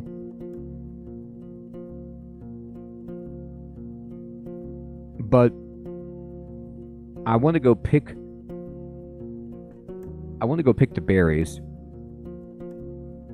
However, I want my gambeson on when I'm doing that, so I'll just say no thank you. I leave the shed. And I can go to the well. The recently renovated wooden roof covers the well from rain and birds. One of the guards is enjoying the cold drink he drew with the bucket and tells you to use only as much water as is necessary. The oakish soap you own can help you get cleaner. Okay, great.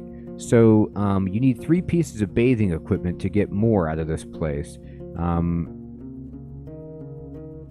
I can wash my body. Splashing yourself with cold water from a bucket won't take away your smell, but it's enough to remove the tallow and sweat from your skin or mud stains from your clothes. So this makes my appearance slightly better. But maybe I can't use the soap because it's not the right location, or I need more bathing stuff. I'm not really sure. And let's talk to the guards. The woman in yellow armor is kneeling next to a brown, hairy boar which is resting on its side. The beast is not as large as the dark ones from the forests. It responds to the touch of the human's hand and brush with grateful grunting and rapid twitches of a kind hoof. No matter how friendly it appears, it's still tethered to the well. You have no doubts that its charge would leave Ruffles dead in a breath. Yikes.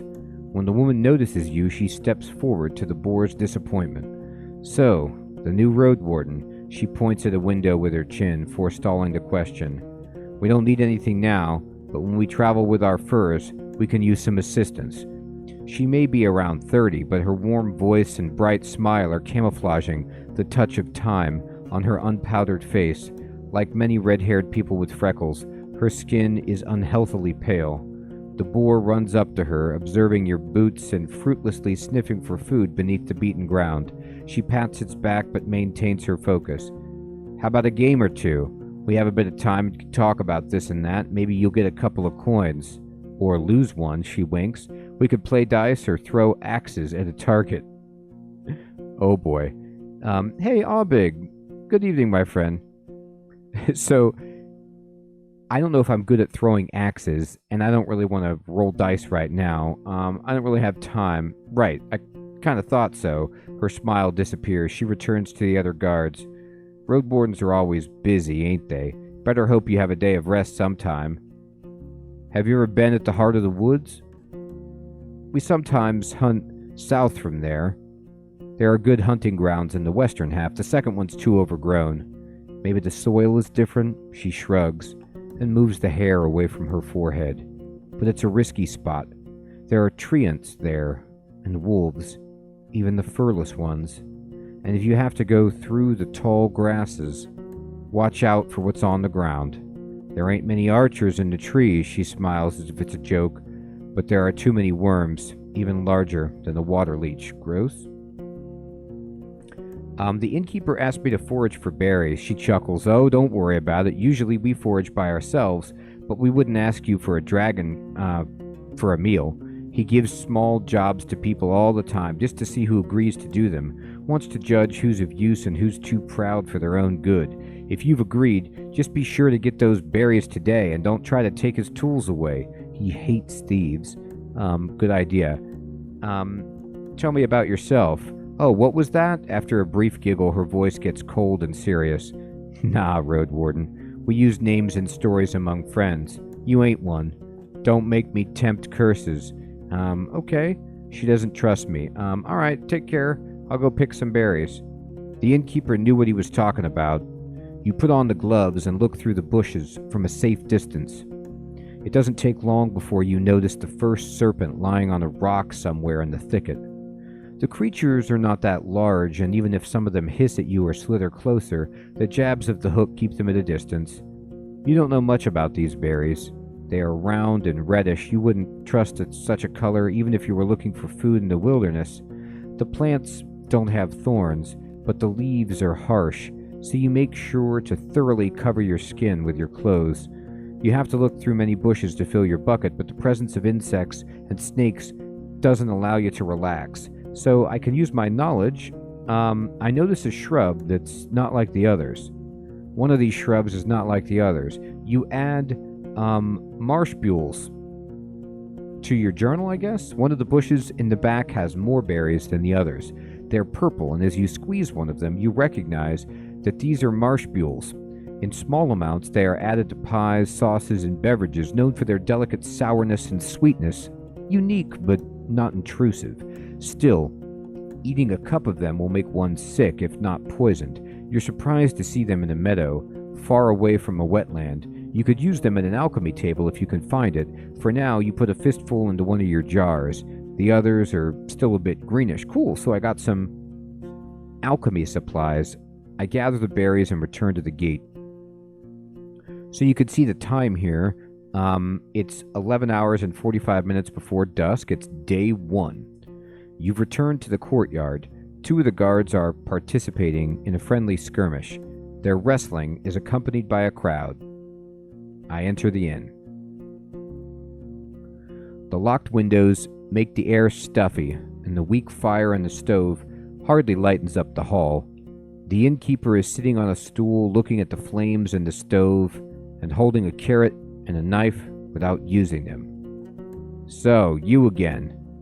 Need anything? I put his fruits on the counter. Great. He peeks inside the bucket. I've got cabbage stew with a few goose chunks for you. I'd serve it even to merchants if there were any around. The meal is warm and filling. It's well seasoned and not overcooked. Look, you could see my nourishment went up. And like I said, I'd rarely have food to spare, but feel free to ask if you ever stop by. You may be lucky, and I've been cooking my whole life. Thanks. And how did that old hook of mine work out for you? I see you still have your hands. I can give it to him, I can lie and say I've lost it, or I'd like to buy it from you. I give him the hook. I'm fine. He takes the tools from you and nods. Need anything else? I've already asked for leftovers today, so apparently, yes, you can do this. Jody, good evening. This is like a text adventure. There are some RPG elements to it, and some choices that you make. It's like a choose-your-own adventure, narrative-driven RPG, as far as I can tell. I think I've got everything. That's all I need. I don't really feel like... Do I want to repair my equipment and wait an hour?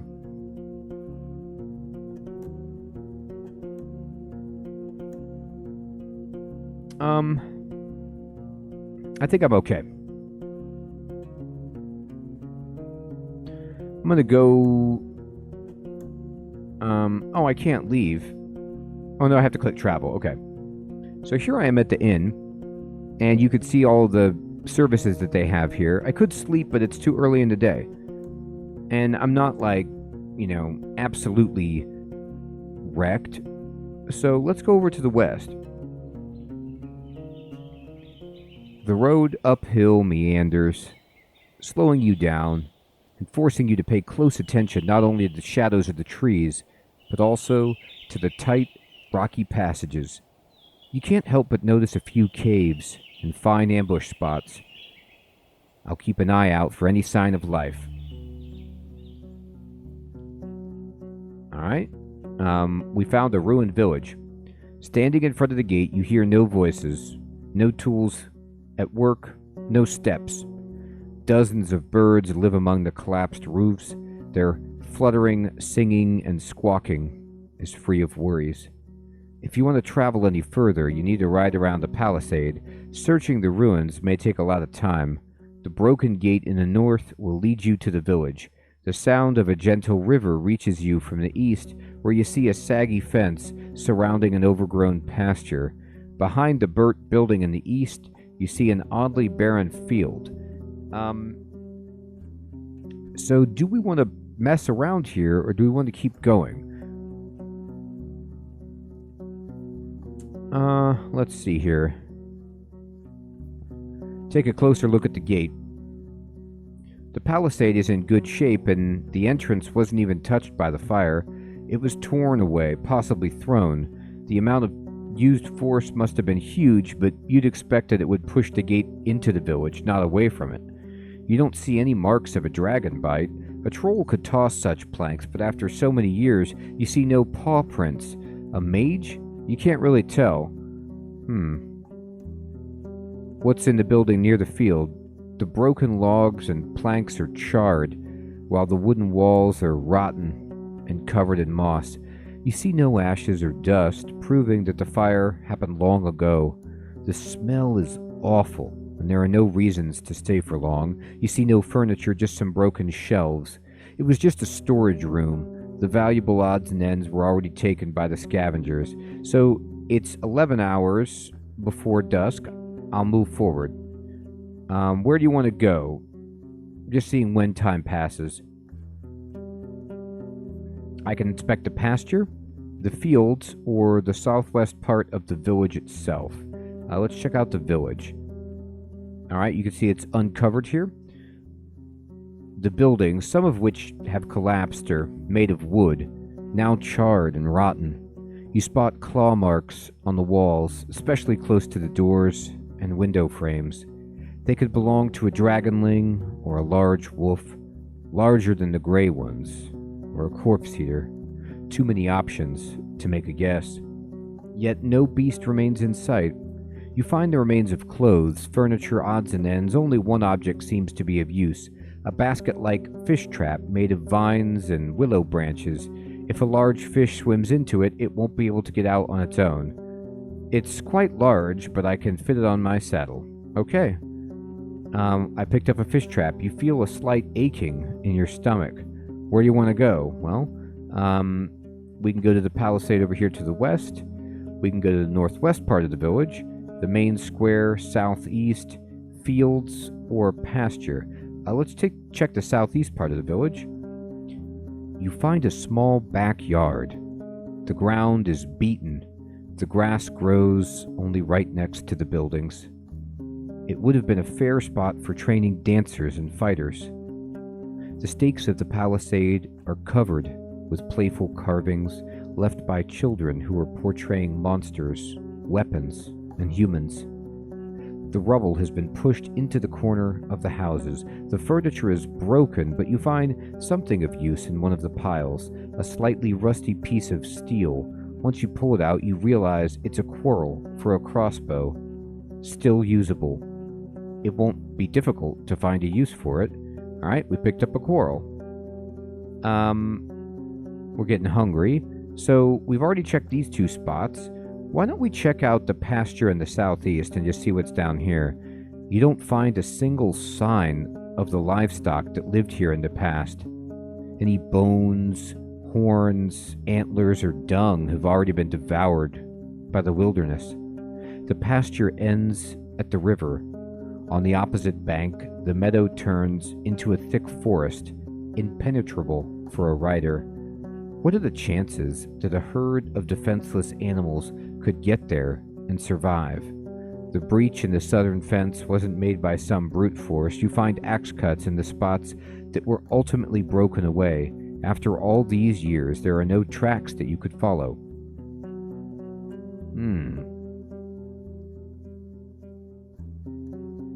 I return to the main road. Now let me see this. Okay, so you can see that some time is passing as I do these different activities, but not a lot of time. Some games, if you were to go check out a section, it could take hours. This is like 15 minutes or so. Let's see what happens if I check down here. I'm just going to uncover this whole map. I like being very thorough in my Roadwarden existence. That didn't take any time at all. You're surrounded by what looks like a field plowed in late autumn, disturbed by hundreds of rains and snowfalls. There's a few clumps of grass and wheat, but a place like this one, abandoned for years, should already have turned itself into a green lea. A barren field? Maybe it was overused, but you would still expect the weeds to sprout. A curse? The path leading west from here ends at the edge of the field, shifting into a meadow, then a forest. In the north, you see a path leading around the palisade. I don't have a way to investigate. The closer you are to the village and the longer you stay around, the sicker you feel. Ugh. Oh, it kept telling me my stomach, but I thought I was just hungry. But no, there's something wrong here. The taste of gastric juices hits your mouth, your forehead hurts. You start to stumble. Ruffles, worried by the sight, pokes your head with his nose. I walk away from the walls. Leaning on your mount, you go outside, keeping your mouth shut. After a few minutes, your eyes get clearer. It may be better to leave, or at least to stay away from the village for the rest of the day. Okay. So whatever happened in there, I was able to get in a little bit, but now it's actively hurting me. So we need to go someplace else. You stop and touch your aching stomach. Where do you want to go? I feel like every step into the village weakens me more. I should return another day. I inspect the palisade in the west. The tracks of human footwear and many, many more ape footprints cover the path formed around Palisade's breach. As far as you can tell, the freshest footprints lead to the village. The wooden stakes spread on the ground are rotten, covered in mushrooms, small flowers, insects, and worms. A good source of animal or goblin food, though you'd expect them to also hunt for the birds and eggs. The meadow in the west turns into a forest quickly. The grasses in the north surround dozens of tree stumps already covered with moss and fungi. Going south, you'll reach a large field, though you don't see any crops. I shouldn't enter the forest, especially not in this area. It's unpredictable. So where do we want to go? Time to travel. So we came to the ruins, a once prosperous village now abandoned and full of debris. So we can't actually go in the other direction from here because I guess I didn't explore the village enough to find a path through because I was kind of putzing around. So because of this, we need to come back and go to the east or go back to the Pell to the north. You can see there's a travel time over here. The curvy road east, so we're just going to poke around to the east, is overgrown. Ruffles trots when it has a chance, but more often it walks, forced to jump over larger branches blocking the path. The nearby lake is surrounded by thirsty wildlife. I observe the dark forest, ready to react if something jumps at me. A couple of stone slabs were turned into a hut-like shape, one of the ancient chapels raised by the priests of the United Church in the days of few soldiers and even fewer shelters. The dolmens proved to be especially durable, though the conditions they offered were harsh. The entrance is barely wide enough to let you walk inside. It was meant to keep larger beasts away, including your palfrey. You can't spend the night here. You dismount and look around. So, I can enter the chapel or approach the hourglass carved into the stone. Let's check out the hourglass. It's the most common religious sign of the city folk, adapted by the United Church, Orders of Truth, and the majority of fellowships. It's used in temples and during the funeral rites, but also to decorate codices or jewelry. The winged hourglasses portray the ephemerality of life and the rigidity of time. When possible, they're made of steel, signifying the strength of humankind's determination and innovation. I'm not a pious soul, and I'm standing in front of the hourglass. I feel nothing. Let's enter the chapel. The beams of light get through the gaps between the rocks, but you can hardly see anything. A torch would fill the place with smoke, but a candle will suffice. You wonder how many travelers have sat on the cold rock observing the entrance and fighting with their heavy eyelids. Well, if I have a candle, I light up a candle. You unpack the tinderbox from your saddles, then place the flint and linen char cloth in the narrow slab sticking out to the right of the entrance. Decades ago, before the southern invasion, people used fire strikers made of thick steel, but all you have left is a cube-like piece of harsh pyrite.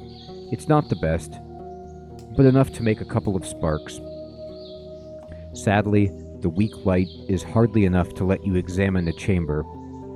I can look around The candle may be weak, but I'm patient. I look for clues, or I can go outside. I'm going to look for clues. You touch your surroundings, bringing the candle closer whenever something catches your attention. Even though a part of the ground is covered with a single massive slab, there are sections free of any flooring. You see soil, small rocks, sand. In one spot, you find the remains of charred wood. Also, you notice sticky soot on the walls. Parts of it cover black marks and pictures, possibly letters. Okay, I look around. What are you looking for or paying attention to? Oh, wow, okay. So now we're getting really into the text adventure. Letters.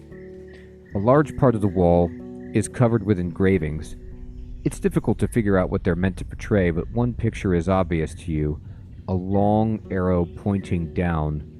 Parts of the writing, as well as the nearby wall, are covered with soot.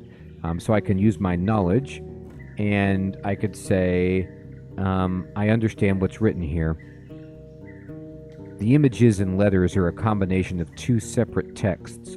The first one is written with words of Adir and belongs to an era as old as the dolmen itself. It's almost impossible to decipher it, but you can make sense of it by connecting some words and the general structure. It was a prayer or a spell asking for a safe road. The other messages are maybe a couple years old. While they used the same alphabet, they tried to express the modern city tongue.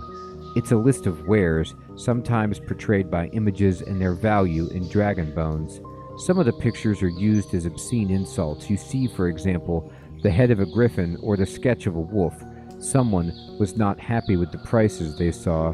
One passage is especially interesting. Trapdoor payment. Okay. I look for something else. Well, what about a trapdoor? You make a couple of small holes in various spots, but the most interesting area turns out to be hidden beneath the remains of an old campfire. You move all the ash and pieces of wood until you find a well-preserved plank. You dig around, finding a solid trap door locked with a steel padlock. I could break it with my axe or go outside. Yeah, break it. You take your axe but realize that the padlock may be much easier to break through. The wooden planks, even if a bit moist, are in great shape. You look for the right angle to make 3 strong swings. After an encouraging clang, the padlock falls off. I look inside. You lift the hatch and the heavy, humid air suggests an abandoned farm cellar. Your candle allows you to estimate that the tunnel is roughly 15 feet deep, but there's no ladder that you can use. You think about lowering the rope, but you realize that one of the brick walls is covered with large holes, meant to be used as a sort of vertical stairs. You hear no sound coming from the tunnel, but the moldy walls and old cobwebs are not very welcoming. I think we all know that we're going down. I climb down. You have to move slowly, learning the new route. You hug the cold, moist wall, seeking the support for your boots. It doesn't take long before you feel comfortable enough to jump down, then light up another candle. Both the walls and the floor are made of stone slabs. You see no movement, no other sources of light. The short tunnel leads you to a small room. I walk inside. The room smells of rotten wood and fungi. Abandoned junk is scattered on the ground in shelves. Earthenware jars, rotting scraps of linen or leather, wooden plates, bones for carving, and rusty iron tools. While these odds and ends may be years or decades old, the basement could be just as ancient as the main floor of the chapel. The one thing that seems to be uniquely fresh and durable is a small wooden box held together by a few fiber cords. I take the box. It doesn't feel empty, but it's light. You shake it for a bit, trying to guess what's inside. You can't open the box without cutting the cords. This box belongs to someone. For now, I'm going to keep it in one piece. I'm going to do this because I also have a suspicion that, something horrible will jump out. With the light of your candle, you memorize the holes, you climb up quickly. I go outside. There's nothing else for me to do here. Ruffles is looking for the next clump of grass to gaze upon. Okay, so it's... wow, a lot of time has passed, so there's 6 hours and 30 minutes before dusk. So we can travel, and at this point, I mean, we could rest here. It's getting dark. We could keep going. We could go back to Tullia's camp if we wanted to rest.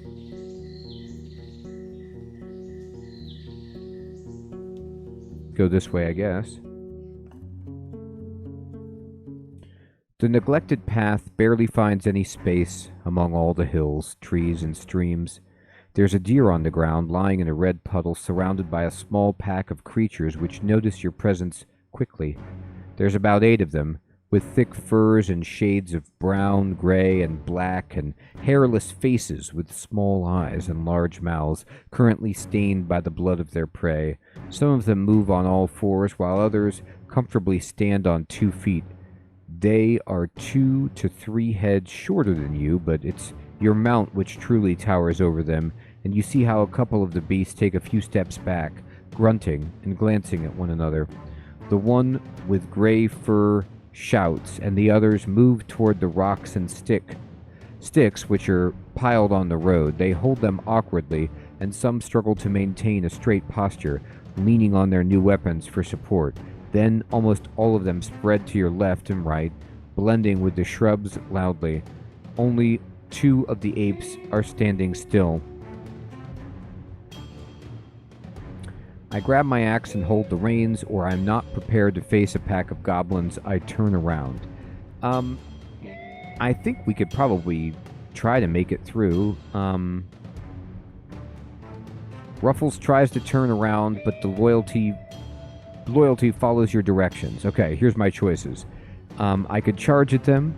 I could scream at them. I don't have a crossbow.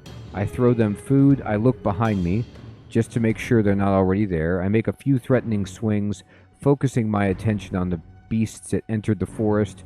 I dismount and prepare for combat. I wait for them to move. Boy. Interesting.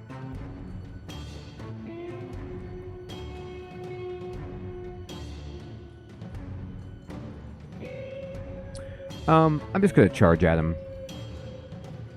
If it goes badly, we just keep going. Your mount speeds up, though it doesn't have enough space to enter a gallop. You prepare your weapon, but while you feel somewhat comfortable with the blade while on foot, fighting from a saddle is completely unfamiliar to you.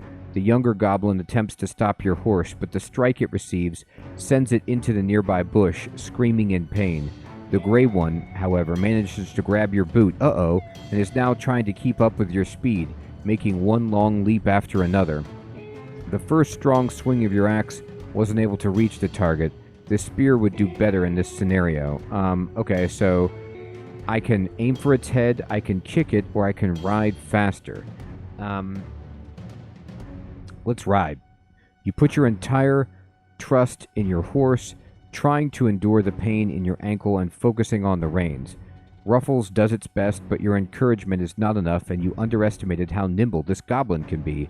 Even after your mount makes a long jump, the beast keeps up with it, making your leg hurt more and more. It takes over a minute before it gets too tired, or maybe it's just too scared, and it leaps away, landing on its hind limbs and shouting at you. Your leg is in pain, but it's free, and the road is clear. So I lost some health right there. I should take a break. We ride as fast as we can. For a few more moments, you hear the angry shouts and screeches, but soon after that, it's again only you and your mount.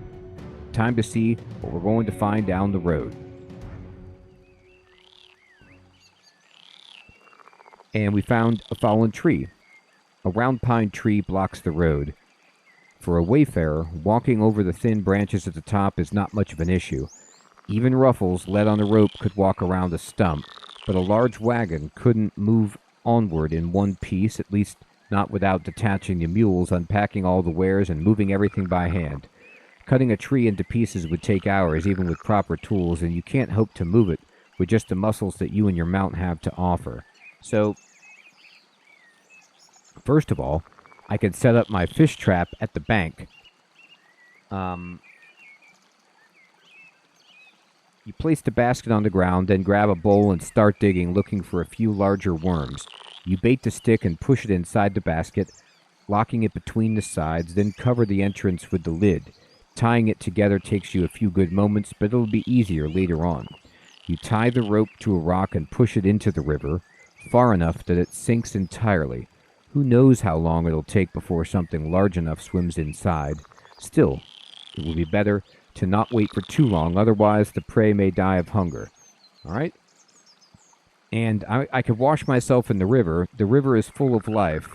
Not only a bit brown and greenish, but also smelling of algae. It won't help you much. The oakish soap you own can get you cleaner.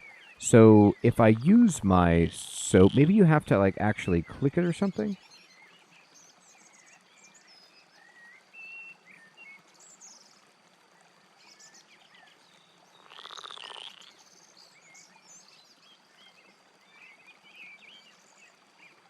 Where does it go? Instruments, travel set. Ah, here we go. I have soap. Alright, well, we could try. But it says I won't get any cleaner. I need 3 pieces of bathing equipment. So I do have the soap, but I need more stuff. So I'll step away. We could look around. Wow. Okay, so we need to look around to piece together what happened here. Fascinating. I gotta tell you what, I think that this game is super interesting, and I'm completely immersed with the sound effects of, you know, just these kind of like natural ambient sounds, the light music, the choices. The writing is very good, and I'm pulled into this situation with this Roadwarden. I like the game, I like the pace of it, I like, you know, choosing these options, and I'm really intrigued by it. I'd love to know, you know, what everybody thinks of this game, and it is indeed my bedtime, so I'll have to decide, like, what we do if this is a stream-only game, or if it's a game that I play off-stream, or what we do if we want to choose to continue this. Everyone, thank you so much for coming out to the stream tonight. We'll be playing some RimWorld tomorrow if you're interested in heading back to the Rim. RuneScape on Wednesday, and then Thursday, we're going to do a little bit more, Ninth Dawn. Grim, Jody, Aubig, Crispy Bacon, Thaddeus, Finn, Ali, thanks again for becoming a member, my friend. Heathrun, Alex, Fading, Jokers, Jamnuska, Silum, Kyle, Heidi, Crab, Oasis, everybody out there, take care. Have a great one.